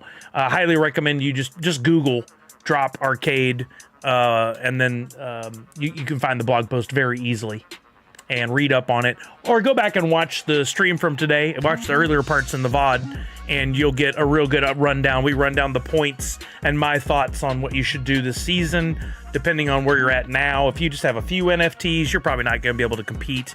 If you have a lot, you'll have to make some decisions, but don't do them early in the season. Or do you not participate in Season 1 at all? We talk about that in depth. I don't want to rehash it all again. So check out the VOD, and it's available on YouTube and here on Twitch. So you can go back and watch and figure out what you want to do for Drop Arcade Season 1. Yeah. I'm glad I could be a help. I really do enjoy helping everybody with this stuff and understanding it. And like I told everybody earlier in the stream, you could take this data, this information, this discussion, and take it to your close friends and go, hey, look, Sully broke down Drop Arcade, and here's his thoughts. He's full of crap, or I think he's probably pretty right. Maybe you got to make the same determination. But if I wouldn't tell the world that we're all waiting till the last day of Season 1, a lot of people are going to figure that out on their own.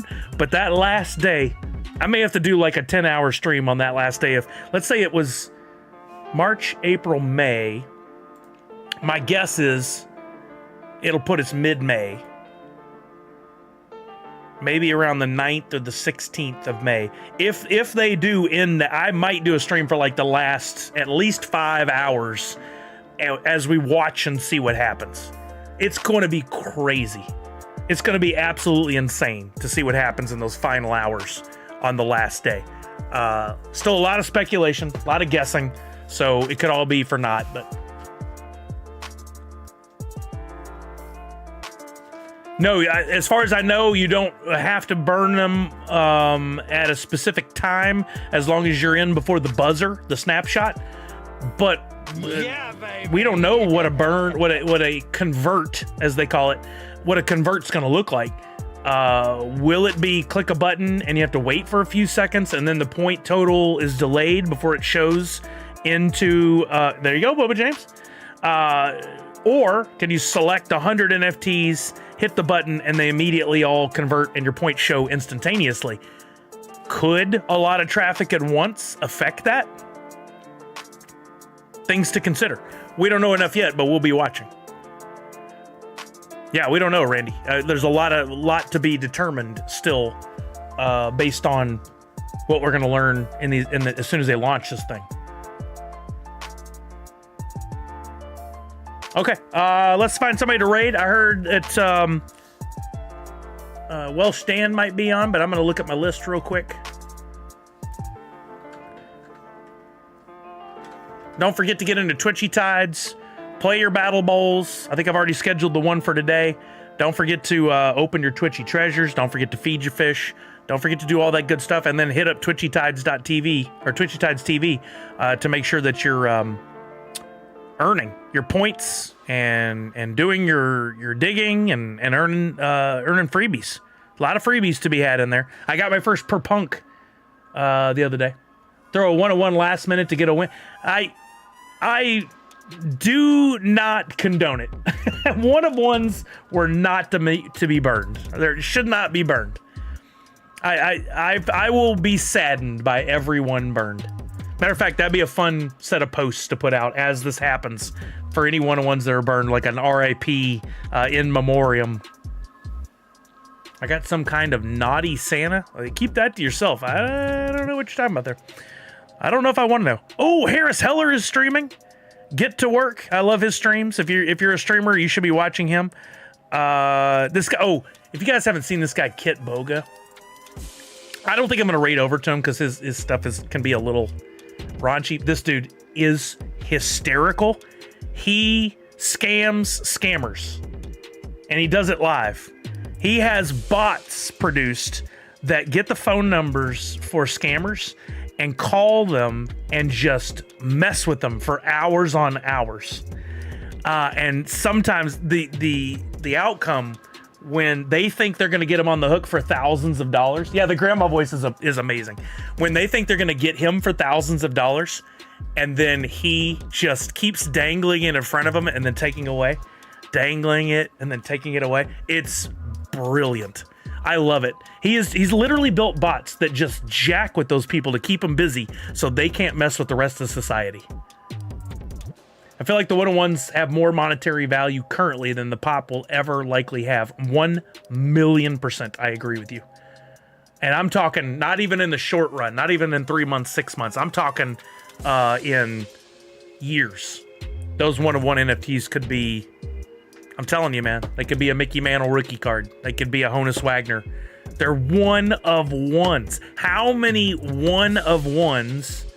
You know them too, Savage? Oh, so funny. How many one-of-ones are there in the collectible community? Not a lot. Even the protos are like 1 of 3, 1 of 4, 1 of 10 sometimes in the physical collecting world. Boba James, there's the question. Right now, I don't think they change hands a whole lot, but if you go into the history on Atomic Hub, you can see that some have changed hands for thousands of dollars. If you do enough research, you can find out who's holding the most one-of-ones. If one person's going after them, would be interesting to see. If I had the bucks, I would pick up on some, but I won't be doing that because I don't have those bucks. Okay. Yeah, we're gonna raid over to Welsh Stan. I think the world of this guy. I love his positivity. I love what he's doing for the wax space. I love his streams. It's so much fun. So I'm gonna raid over to him. For those who are on Twitch. Nope, they don't count for much. Red Ranger. First, let's give everybody some points. Thank you for sticking around. If you haven't been here before near the end, I give points at the end of streams because you haven't rage quit out. Everybody's gonna get 100 points right now. Boom, to 84 users. And then we're going to raid over to Welsh Stan. Please, if you haven't already, give Welsh Stan a follow. Stick around for the Twitchy Tides content, but also find out about the drip, which I need to investigate more, and some of the other things that he's doing. He's a really smart dude, really fun, seems very sincerely, very nice. He helped us with Extra Life. I think he's one of the good ones, for sure. Nice try, Darth Wacko. There's no conversion right now. I don't have an actual token, and I'm not doing it here on stream, so. All right, let's raid over to Welsh Stan. You guys have a wonderful rest of your day. Remember to wash your hands, check in on somebody you love, make sure they're doing okay, and above all else, most importantly, Nerds Unite. I might see you from Emerald City Comic Con this weekend. Bye, everybody. Raid happening. I have that tab muted? I do. It's all about, it's the link tree. We just dragon burned that man's face.